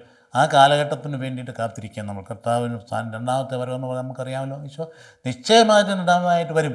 രണ്ടാമത് വരും, ഒലിവുമല രണ്ടായിട്ട് പിളരും എന്നൊക്കെ നമ്മൾ പറയുന്ന ഭാഗങ്ങൾക്കൊക്കെ ഈ പ്രവചനത്തിലൊക്കെ അർത്ഥമുണ്ട്. അതുകൊണ്ട് നമ്മളിന്ന് ജീവിക്കുന്നത് മാറാനാത്ത കർത്താവ് വേഗം മരണമേ എന്നുള്ള വിശ്വാസത്തിലാണ്. Jesus will come for second time. കർത്താവ് തീർച്ചയായിട്ടും വരും. അവിടെ ഈ പ്രവചന ഭാഗങ്ങൾ നമ്മൾ ഉപസംഹരിക്കുകയാണ് ഇവിടെ. അതായത് നമ്മൾ പഠിച്ചിടത്തോളം ആ പാഠങ്ങളിലൂടെ ഒരു ജനത്തെ ദൈവം കൈപിടിച്ച് കൊണ്ടുവരികയും അവർ വഴിതെറ്റിപ്പോവുകയും വഴിതെറ്റിപ്പോയതിന് കാരണക്കാരായിരിക്കുന്നവരൊക്കെ ശിക്ഷിക്കപ്പെടുകയും ആ ജനത്തെ ദൈവം തന്നെ വീണ്ടും തിരിച്ചെടുക്കുകയും തിരിച്ചു കൊണ്ടുവന്ന് ജനമായി സംരക്ഷിക്കുകയും ചെയ്യുന്ന ചരിത്രമാണ് നമ്മൾ ഇസ്രായേലിൻ്റെ ചരിത്രത്തിൽ കാണുന്നത്. ആ ചരിത്രം തന്നെയാണ് ഇന്നും സഭയിലൂടെ തുടരുന്നത്. ദൈവം അനുഗ്രഹിക്കട്ടെ. കർത്താവ് ഈശോയും കൃപയും അദ്ദേഹത്തിൻ്റെ സ്നേഹവും വിസ്താരമായ സഹവാസവും നാം എല്ലാവരും ഉണ്ടായിരിക്കട്ടെ, ഇപ്പോഴും എപ്പോഴും എന്നേക്കും. ആമേൻ.